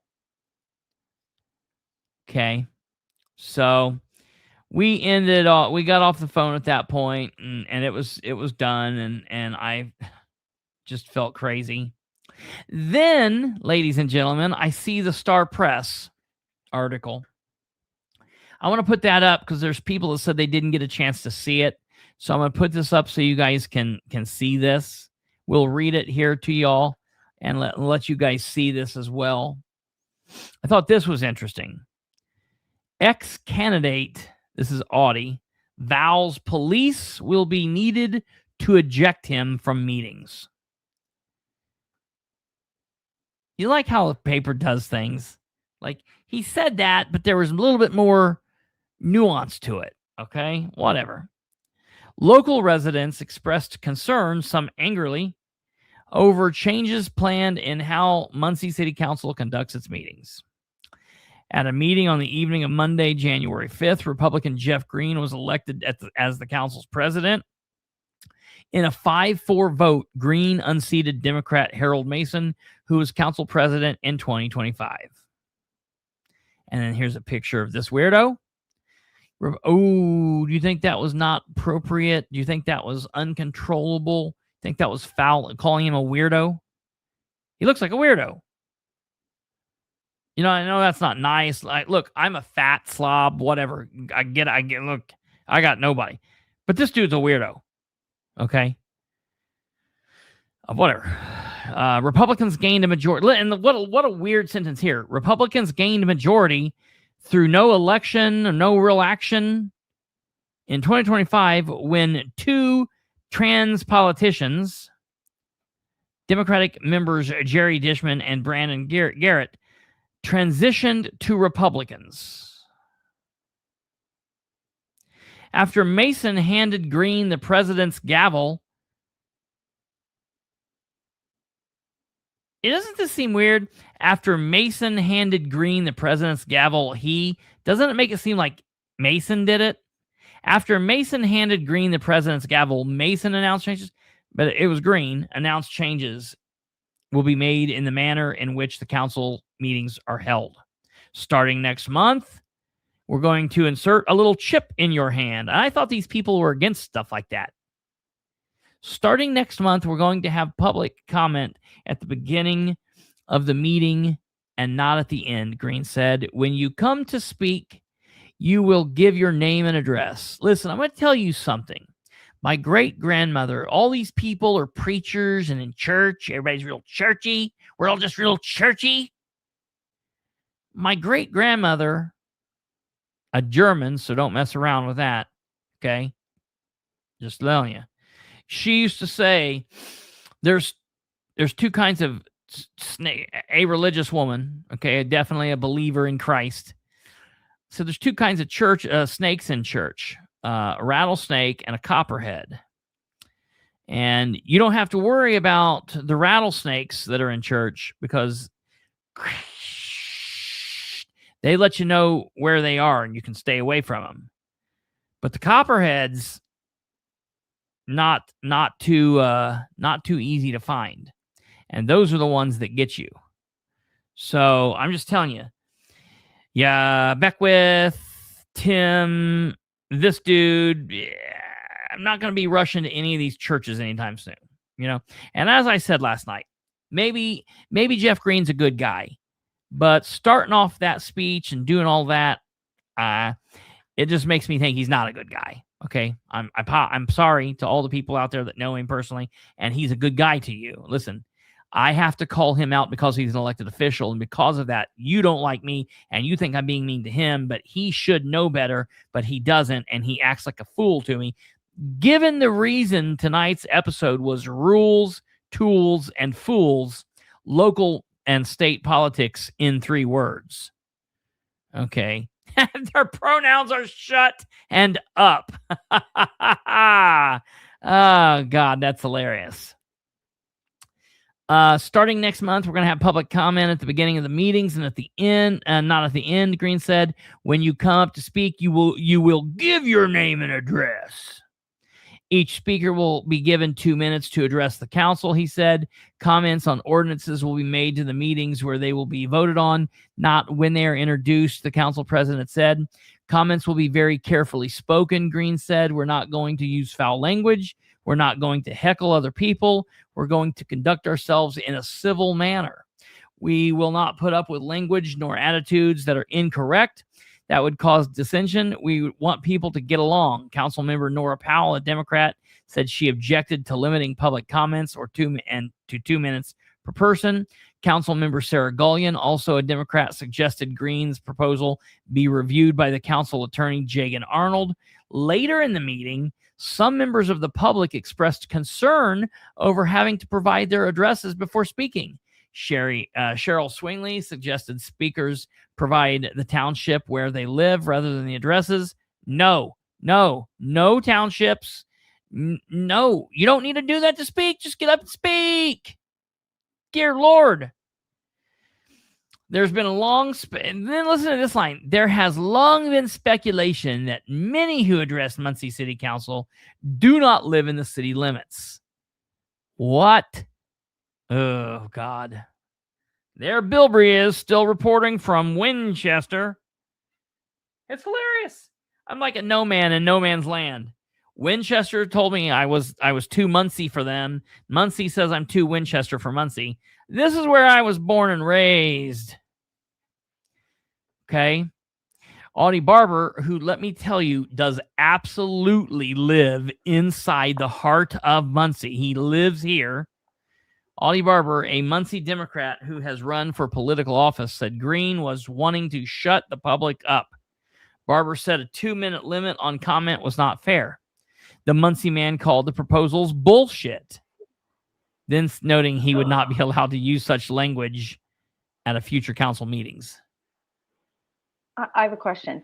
So they're concerned about whether you live within the city limits. So does that mean prior to every person speaking, they're going to stop when they get the address, pull up Beacon, use the GIS to determine whether the person lives inside city limits, and then let them speak? Yeah. Who gives a shit? Yeah, right. Absolutely. Absolutely.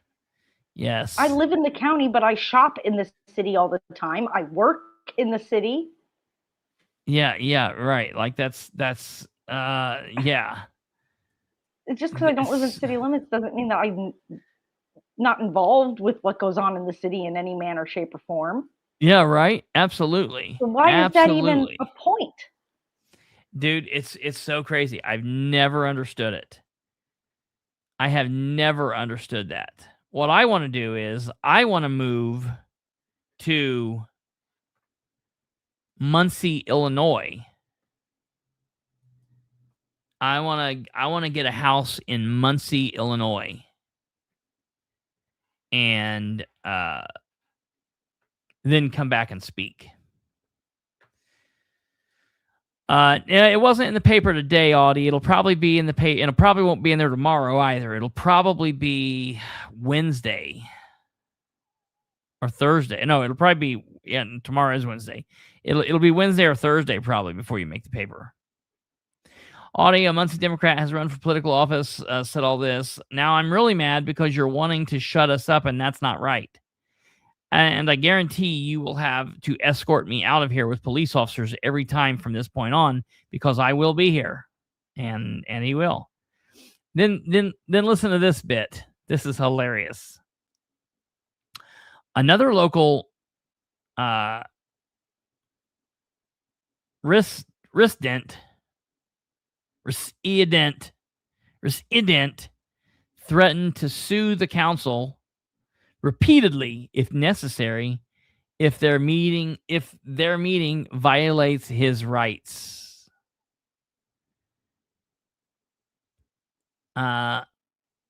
They will not say my name for anything.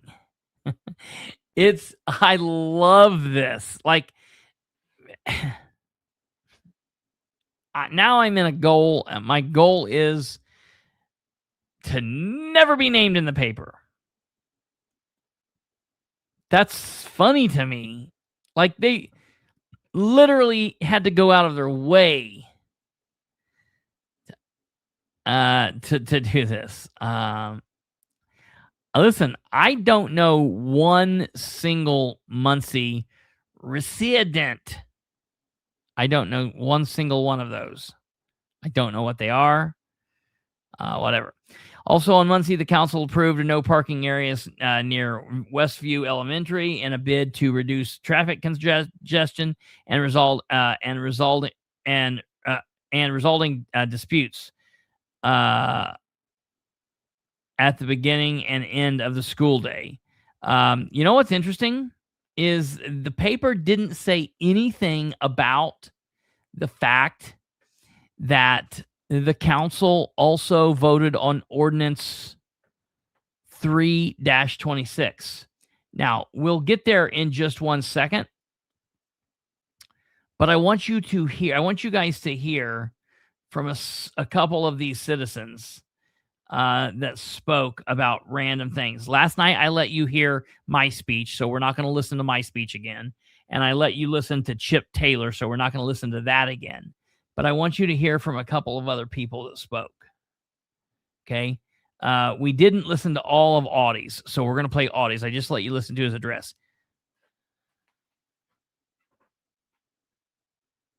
Barber, 1600 Pennsylvania Avenue, Muncie, Indiana. I haven't been up here for a while because I thought, not a whole lot's going on. It's not too much happening. I was at home watching the council meeting online, and you guys wanted, when I say you guys, I mean the president is wanting to shut the public up.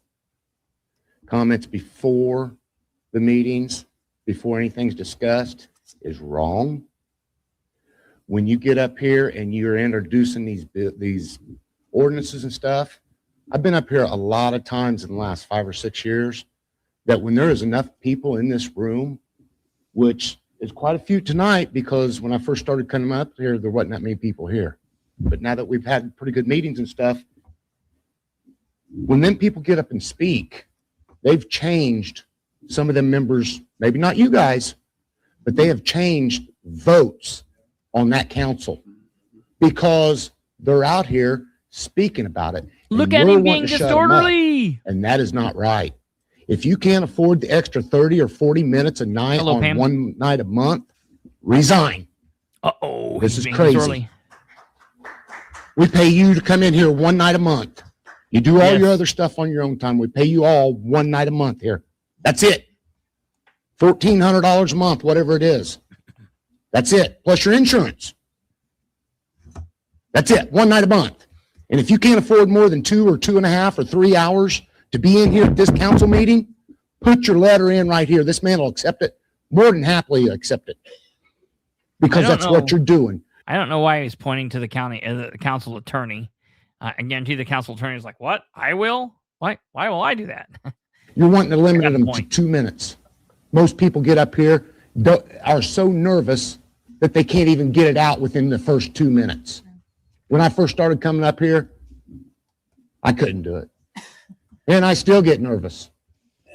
And I do it, and I've done it for 5 or 6 years every month.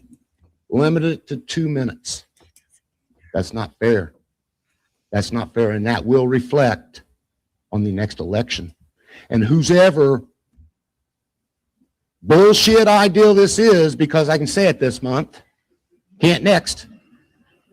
I don't hardly speak like that up here. I try not to. When I first started coming up here, I was pretty hot-headed. I'm pretty upset tonight because this is crazy. Go back and look at the rest of the meetings I've been in the last 5 years. When I first started out, I was pretty upset like this. I've mellowed out. Now I'm really mad because you're wanting to shut us up, and that is not right. And I guarantee you, you will have to escort me out of here with police officers every time from this point on, because I will be here. Thank you and have a good night. And I hope you get to see Jeopardy.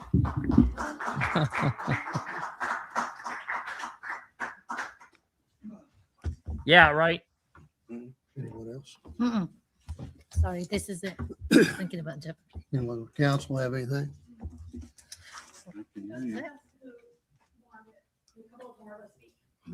Now, see, Cheryl Swingley didn't know she needed to sign up, but she wants to speak. So they were asking, can we speak? And they made her seem, you know. You did ask if you could speak at the end. Yes. We're going to let her right now. Let her speak, please.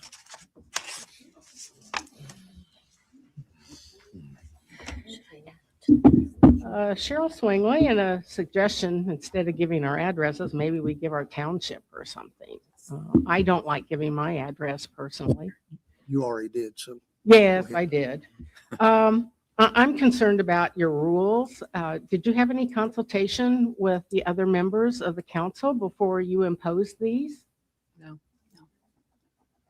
I take it your answer, no answer means no. This is public comment. Okay. Let's go ahead and speak. No responses. Okay. What I would suggest that you do is check out the open meetings law for Indiana, because it does have guidelines on how to conduct meetings. I would also encourage that, and I'm confused. Did you say that there would be no comment after resolutions are introduced, or you said passed? So that's a differentiation. So we'll be able to comment when resolutions are introduced, but after you vote on them, there will be no comment. It's introduction time. Introduction time, we can speak. No, introduction, Absolutely, we Kevin. wouldn't. At the adoption, yes. See how everyone has an confusing they've made opportunity to this? speak. But before you For people? vote on Yes. the adoption? Yes. Okay, because that wasn't clear to me. Thank you Yes. very much for clarifying that. I would also encourage you to give people at least 3 minutes. 2 minutes is not long at all. And even at the state legislature. I just don't even do the zip code thing. I don't like that, because I'm not listen, that's like saying, well, just here's what you do. You can have those guns, you just don't get to have bullets, or So no, I'm not there. I'm not giving them something they don't deserve, and that my creator didn't creator didn't give it down to the founding fathers and say, well, you've got this First Amendment right, unless or you give your zip code or area code or whatever you're saying. No, I'm not going to do that. We're not doing that. They give you, I think, 4 or 5. So you might want to reconsider that. Then the other thing is, how are you going to let people know about these rules? Will they be posted somewhere? Because I'll just go ahead and say it. Legally, they have to be posted outside the room. Yeah. And I would think that there should probably be a resolution. I know that the county commissioners, And ladies and gentlemen, that's the reason I wanted to play this. And it's crazy to me. What was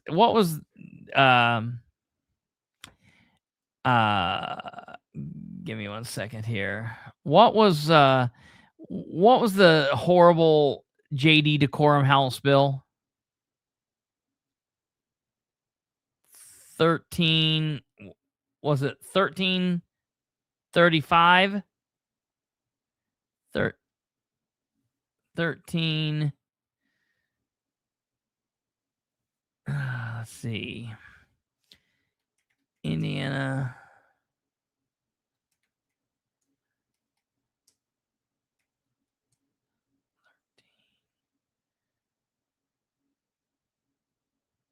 $35, $38.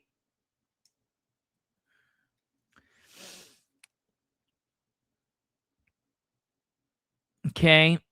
I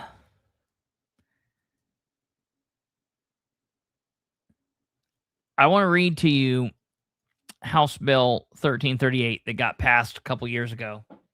Who knew that I would be looking to JD for some help here?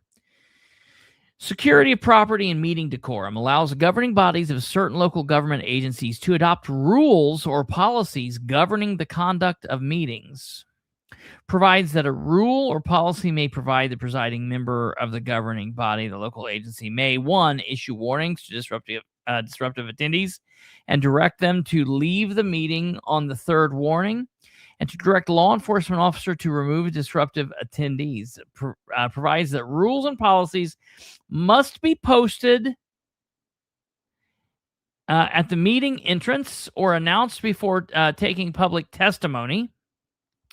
Specifies that provisions of a tort claim law providing immunity to government entity or employees in adopting and enforcing law or rules applies. Provides that persons commits criminal trespass by knowingly or intentionally entering a locked area. That's something else. Let me get down into the actual law here. I knew I should have went to the IGA.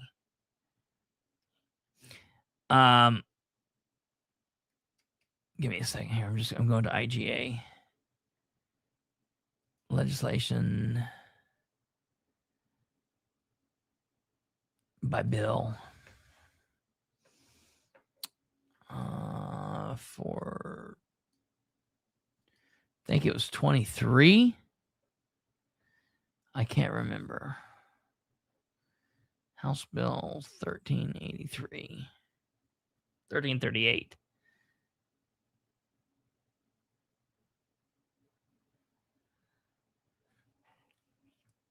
No, 22. Must have been 20. Man, time flies when you're having fun.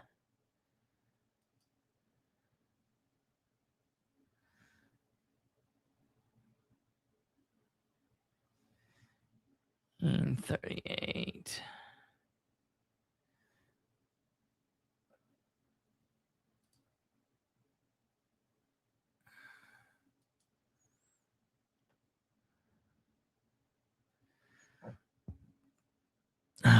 Damn it.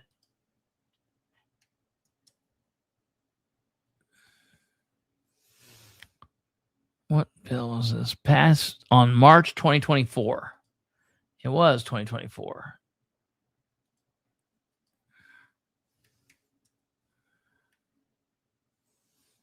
Yeah, here we are.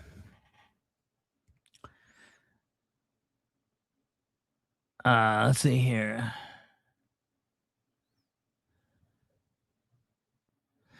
So I think that they have to vote on this. Did they not have to vote on this? Kate? Public agency, any board, commission, department, agency, authority, entity which is subject to budget review, audit, any building, corporation, policy,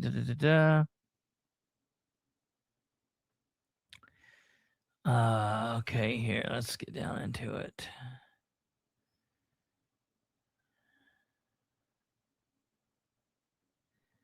Okay. I'm just reading through here. Give me 1 second. I'm going to find it. Executive session, final action. Okay.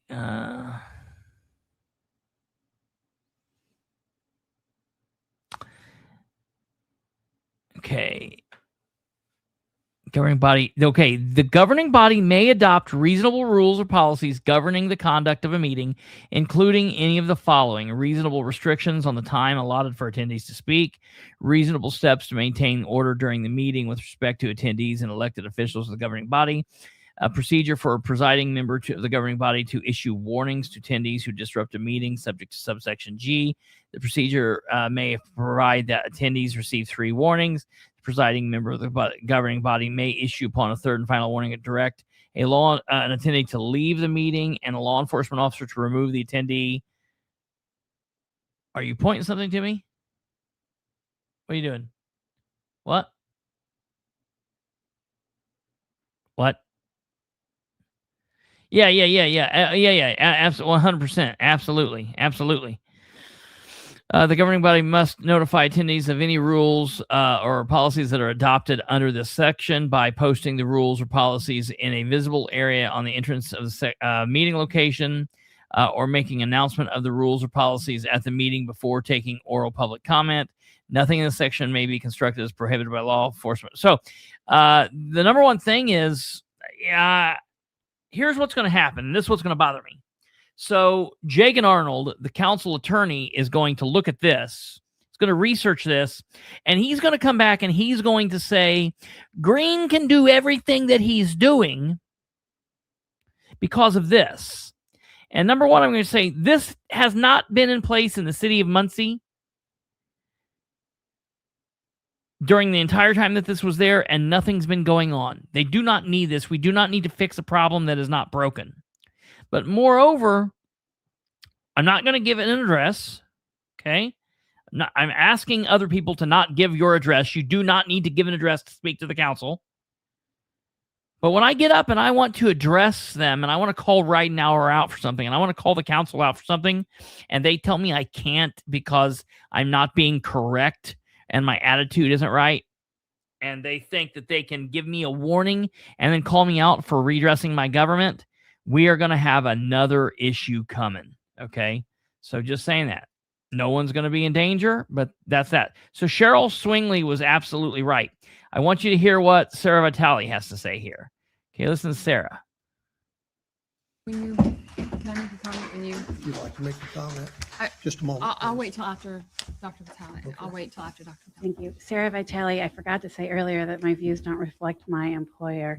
They don't. At least I don't know. I don't think they do. So I appreciate some of what probably went into, well, part of what I want to do right now is ask you, President Green, what motivated these changes. And I think that would be helpful for those of us, citizens of Muncie, to know why you want to make those changes so we understand. And maybe we would agree with you then. Because part of me thinks, I'm a professional. I'm in a lot of annoying meetings. I'm in meetings where, Robert's Rules of Order are kind of used not very well. I'm in meetings where, we're also in meetings that are really long. And so I can understand the desire to make things a little bit not more my efficient. kind. I'll tell you that much. I appreciate that. But I do agree with Mr. Barber, who says that, this is the one night a month we do it. This is the night of month we get together as citizens of Muncie and, get to talk about the issues of the day. And what Dr. Taylor said about, the material being shared elsewhere. We don't have a newspaper that does the kind of reporting anymore. This needs to be the space. This is democracy. This is America. And so I welcome you maybe at the beginning, maybe tonight after I speak, or maybe at the beginning of next month, to tell us why we have these rules. And I appreciate what Mrs. Swingley said about publicizing them, because she asked a question about when you can speak about the resolution or an ordinance, and she might not know, and maybe she does, but a lot of people don't know that resolutions are just one council meeting and ordinances are two, and they have to vote to introduce and then vote to adopt. We don't learn that in civics. And so it would be really cool, in speaking about what Mr. Taylor was saying before, is to tell us that. To tell us that this ordinance is about X and this is what we're doing right now. So people will know what that means. Stumblefoot, I know. And I think that would go a long way to, to making people feel pretty heard and welcomed. Because I think welcomed is a big part of it. We want to feel like this is our space to be in with you. Thanks. Thank you. Sure. I just have one thing to add. Tonight, so your new rules will prohibit people from speaking at an ordinance introduction, correct? Oh, we've already listened to Nora, so we'll skip this. So I will tell you that I was happy with everyone that spoke, and that's happened. Basically, the rest of the meeting was taken up with, absolutely, Kate. That's the bottom line. That's the bottom line right there. The rest of the meeting was taken up with the organizational, where they put in place people on the boards. I will tell you, there's a couple boards that I think is interesting. Andrew Dale, of course, was not reappointed to the Redevelopment Commission because the Republicans are in charge now. However, I will tell you, I don't think we have to be too worried, because they did appoint Seth Rawlings to the Redevelopment Commission. Seth Rawlings is this person right here. And I will tell you, while there's a lot of things I disagree with Seth on, because he is a pretty far out, far left, progressive Democrat, progressive liberal, I would say. I feel like he has a pretty good head on his shoulders as far as having an understanding that on the local level, that stuff doesn't matter. So I think that he can put a fence up between that. And I feel like he's going to be, a pretty good addition to the MRC. I'm going to reach out to him and say, please, all I ask that you do is that you continue Andrew Dale's push. Not even the biggest fan of Andrew and some of the things that's happened, but I like how he has pushed on the MRC to include the correct things in the minutes, and that he does it each and every time. And I want Seth to do that. Remember, Audie, when you run against Garrett, he is a trans politician. That's important. That we need to remember that. So that I wanted to talk about that. And then the last thing on this council side that I want to talk about, we've got just a couple really quick topics here, and then we're gonna let you go. I know we've been going long, but I told you it would be long, and this is all important stuff.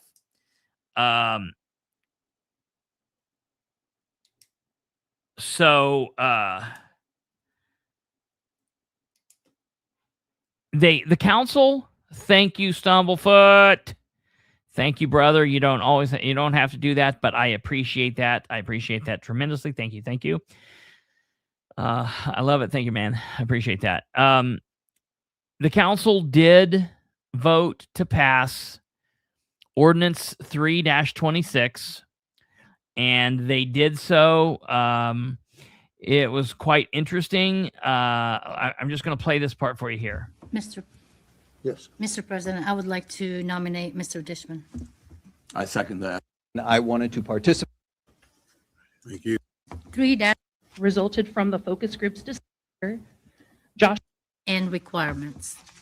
Everything looks good. I just Working with the committee. Yes. Yes. Yes. Yes. No, Pam, that's not right. All they said was, yeah, I'm getting ready to talk about that right now. Roway's deal. I just want to play this last part. We'll end on the Rowray thing. But I want to say this, that Pam, all they said was that it's that anybody will not be able to speak when an ordinance is up for introduction. Now, that's what they're saying. I'm going to fight back against that. We're fighting back against it. But at least that's what they said last night. So we'll have to see that anyone would not be able to speak when an ordinance is up for introduction. You would be able to speak when it's going to be passed at the next meeting. All ordinances get 2 meetings. They get an introduction meeting and they get an adoption meeting. And they're saying that you can't speak at the first meeting, but you can the second. I'm saying you should be able to speak at both like we always have been. Yes. Yes. Okay, here we go. They're up on 3 now. I just want you to hear this. I can only vote once. Yes.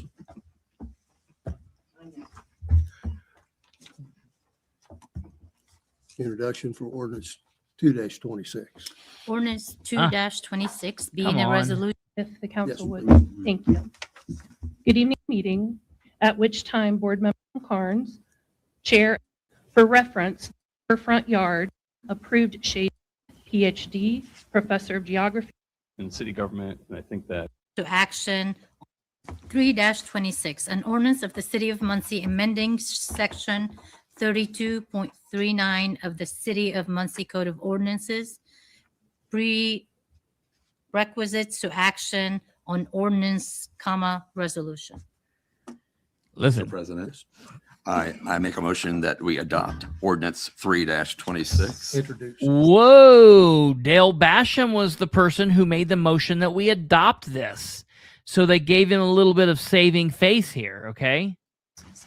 Introduce. Yes. Did I say introduce? You said adopt. Okay. I'll second that. Introduce. Second, Councilman Powell. Nora gave the second. Yes. Do we have someone to speak as a point of clarity on this?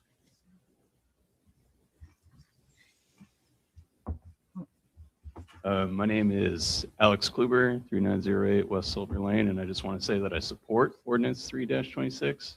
I think it'll bring some clarity, and I think that'll benefit all employees and elected officials in city government. And I think that it's a good standard. to So set. one, I want to show you how many people spoke on in behalf of this. 1, promote public trust in the council 2, and in our city government. Voting in 3, support of this ordinance is a vote for I have a very brief 4, comment. Because there have been issues with how resolutions making both responsibility 5, and accountability front and center.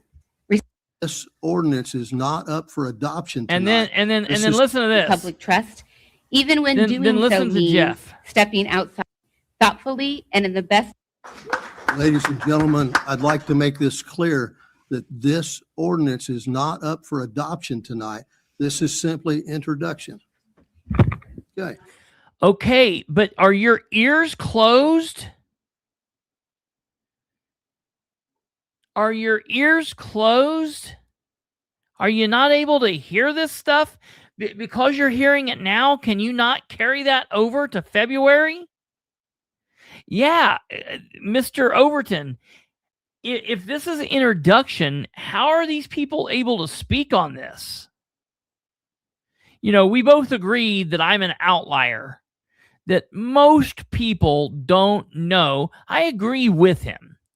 If you look at the majority of Muncie, specifically looking at the majority of Muncie that goes to the council meetings, I don't know, if you go to the council meeting, I would say 50% of the people that go to the council meeting, that's probably low, or it's probably high, or well, whichever way. I would say 50% of the people that go to the council meetings probably don't know about them until they just go to hear what's happening. But I would say that there's a large grouping of the people that go that probably do take the time to know what they're going to listen to and decide if they're going to talk about it. Okay.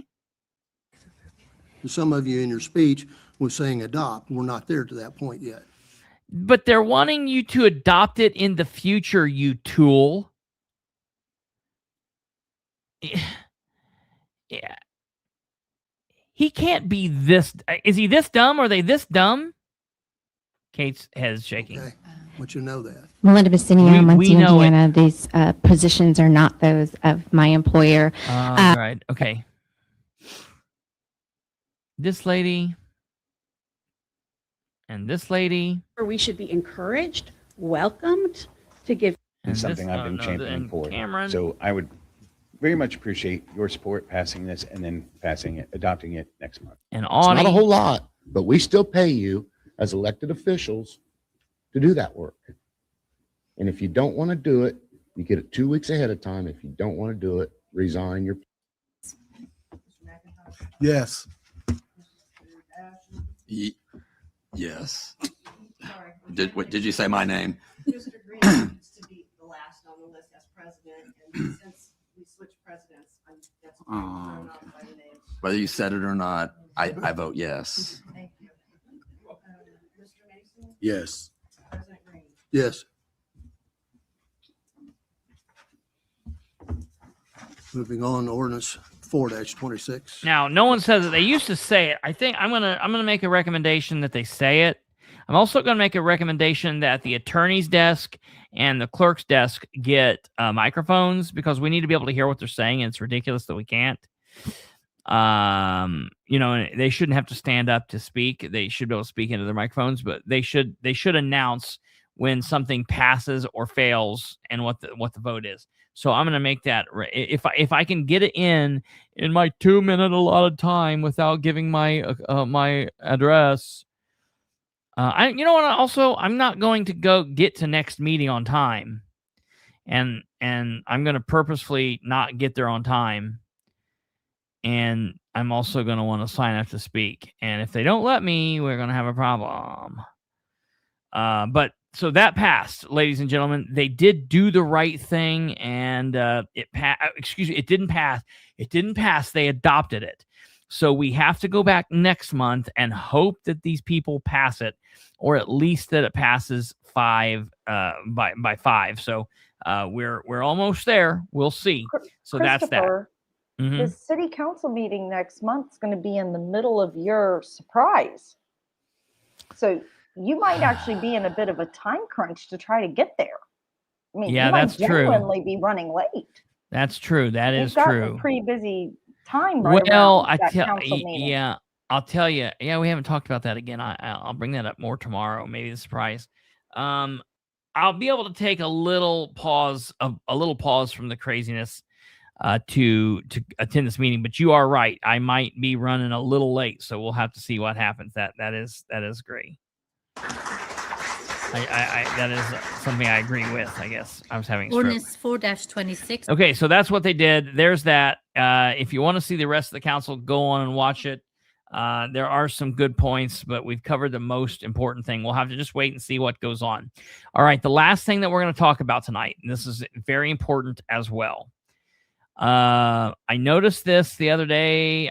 I think somebody sent it to me, but I had read this, and then I found it, and someone sent it like right at the same time. Like our minds together came together, and this is what happened. So, whoops, send it away. I noticed this, and this is insane. So, our state representative here in one of the 3 in Delaware County, Elizabeth Rowray, put this forward. This is House Joint Resolution 2. And it says House Joint Resolution 2 removes the auditor, the recorder, the treasurer, the coroner, and the surveyor from the list of elected county officers who are to be elected in each county. It requires the General Assembly to prescribe by law the duties of the officers to the county executive. It provides a schedule for the officers to complete their terms. This proposed amendment has not been previously agreed to by the General Assembly. And so, ladies and gentlemen, what this is saying, if you don't know, if you don't understand, it's making the auditor, the recorder, the treasurer, and the coroner, and the surveyor no longer elected public servants. And they are it's wanting to put those offices under the purview of the 3 commissioners, making these basically county department heads that the commissioners appoint. To the victor goes the spoils. If you're a friend of the commissioner, bang, you're now the coroner. You're now the auditor. You're now the recorder. Okay. In looking at this, ladies and gentlemen, is the first thing that caused J.D. Prescott and I to go down a road where we did not like one another. There were things I didn't like about him already, but this is what really set it off. Because when J.D. Prescott first became a state representative, he put forward a question on his legislative survey, something similar to this, asking if I would support, or if the people that would take the survey would support making these offices and others. He even talked about the sheriff. I'm like, how could you do that? That dude, you're insane. That is truly insane. And things like this, make them not elected officials so they could be appointed. First of all, I don't like that the mayor gets to appoint all the people that he gets to appoint. I don't want the commissioners to get to appoint these positions. They are in the Constitution. She doesn't get or understand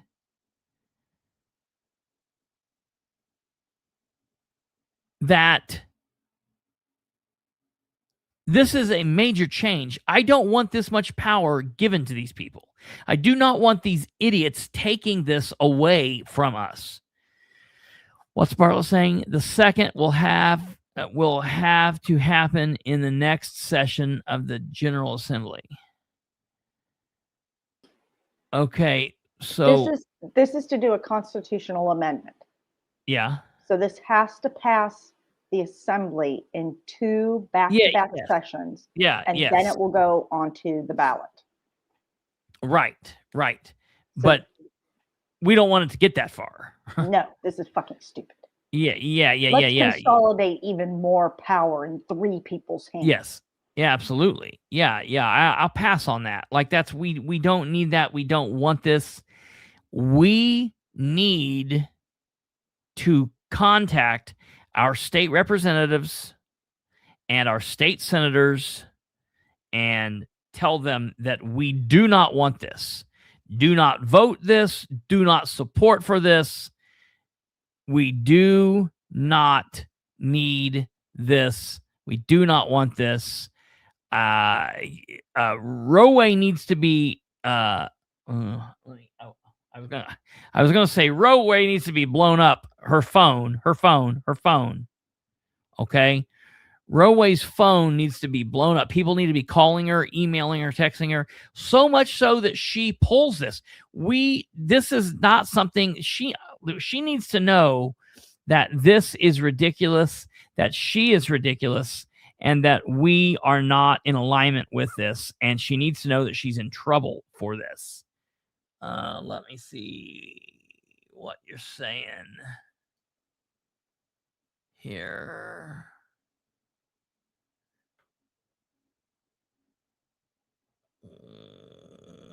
Let me find. I'm trying to find.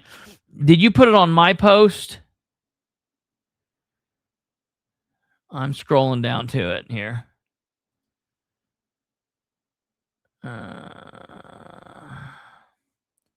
Which one of these you've let me see. Did you write just one? John says, I think the reason for this proposal is that we can't find qualified candidates to run for them. There are a couple of reasons. First of all, most counties don't have the money to pay these full-time positions a salary to attract decent candidates. I have been asked to run for one before, but but I can't because I'd be taking a 60% cut in pay from a job I've held for 30 years and have only 4 years of job security. Secondly, all of these positions require the office holder to have bonding insurance. The premiums on bonding insurance are based on the individual's credit score. A person willing to take a job that pays as little as many of these counties pay is poor and probably has a bad credit score, meaning they can't be bonded or the premiums are through the roof. Therefore, it makes it impossible to find qualified candidates. Notice the sheriff, assessor, judge, prosecutor aren't on this list. That's because those positions pay a decent salary. Yeah, like, look, I get it. I get it. And maybe like we could talk about making things different, fixing things. I just don't know that changing the Constitution for this and giving this power to people that we already question and feel are in a lot of places are unscrupulous. I just don't like giving them more of this power. I mean, you're talking about some very serious positions here. The auditor, the auditor, the coroner. So the county can say, well, we can't afford to pay them a decent salary, so we just won't hire one. We just won't have a coroner because we can't afford it. That's a good idea. Yeah. No, and I knew that you did. I knew that you were not for this, but your point is valid. Your point is very valid, and we do need to consider that, John. But yeah, this is very, very crazy, and I'm just not a big Rowray fan. I haven't been a Rowray fan for a lot of other reasons. And she's just pushing this out here. Now, I've not seen anywhere. Let me go click on any of her walls. I've not seen anywhere where she's stated like any big reason why this is a push. Has she been asked for this? Is this something that the Delaware County auditor asked her for, that the Delaware County coroner asked her for? Have the commissioners asked this? I'm going to write her an email. I have not done this. We've been busy with all this other stuff. I'll sit down and try to write her an email tomorrow, see if she will respond. I don't know if she will or not, but we will. We absolutely will. And so I will find out what's going on. That's important. This is not a good thing. And tomorrow I will put up a list of your representatives, their phone numbers and their emails for people to contact and say, hey, do not support this. We do not want this. This needs to go away. Let's talk. If there's something that we need to talk about, reference, trying to figure out ways to better these positions in counties where that needs to happen, we can talk about that. But we do not want to take these off the ballot. That's a no. So this is an ignorant move, and she needs to be told about it ASAP. Yeah, right. Yeah, you're absolutely GW. Okay. We're about done. I just wanted to say this in ending up here. I sent an email just to see how this would go, because I was chastised by Tim Overton for not giving Green a chance. And so I sent an email to Green tonight before the show started. And I sent the subject is how, HOW, how. And I said, Council President Green, how can we meet in the middle and move forward without violating people's rights and all of this? I sent this at 6 p.m. I have not heard back now. I've not heard back as of yet. I will keep you posted and let you know. Maybe I'll hear back. Maybe I won't hear back. It'll be an interesting experiment. We'll see what happens. And then I also wanted to read this, and I got this, and this is very important. Rick Inser sent me this, and I just got this. He said, "You're missing the point with Overton," and I don't honestly. I mean, I've not read all of this, so we'll have to see. But I disagree with Inser here for a second because I think I made this point. Maybe I didn't make it well enough. I made it to Tim. He said, "You're missing the point with Tim Overton. He's not been around that long." That's exactly what I said. I asked him, how long have you been engaged in, I think I said that on here. How long have you been engaged in politics in Delaware County? And he's like, oh, a long time. And I was like, okay, and how long is that? And he's like, since McShirley. And I said, since 2008. And to Tim's credit, Tim's like, no, I know you've been involved longer than I have. What I think he said is you have seniority, I think is what he said. Very weird. But Inser goes on and says he grew up elsewhere, which he did. He moved here. He wasn't, he was from somewhere else. He served in the Air Force and he's a preacher. The mayor put him on the sanitary board and he raised sewage utility fees with Stephen Brand some time ago. He also stood before council recently and badmouthed, this is Rick's words. I'll say this. He also stood before the council recently and badmouthed LGBTQ people, which I do remember that happening. He also lately he called Sarah Vitale a Marxist along with other academics with Resist, which I talked to Tim about all of that. And to Tim, and I will say to Tim's credit, I think the only thing he said from what I've heard, and he may have done this in another area, I don't know. I'm not a Tim scholar, but he said to me about Sarah Vitale was that he commented on whatever she instructed, whatever she was teaching, and at the time, I believe she was teaching something about progressive infused with Marxist ideologies. I do not believe that it's a stretch to ask Sarah Vitale if you would say, hey, where do you believe, where do your beliefs land here? I don't know. That'd be interesting. Sanitary board meets tomorrow before noon where he serves.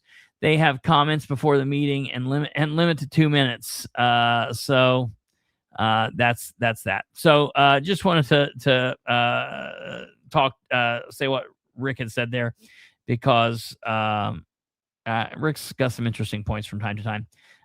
So I definitely wanted to give him credit there before we moved on to a whole nother show. So, all right, ladies and gentlemen, there we go. Thank you all for watching. Take care. God bless. Have a good evening. Hit the like before you leave if you have not.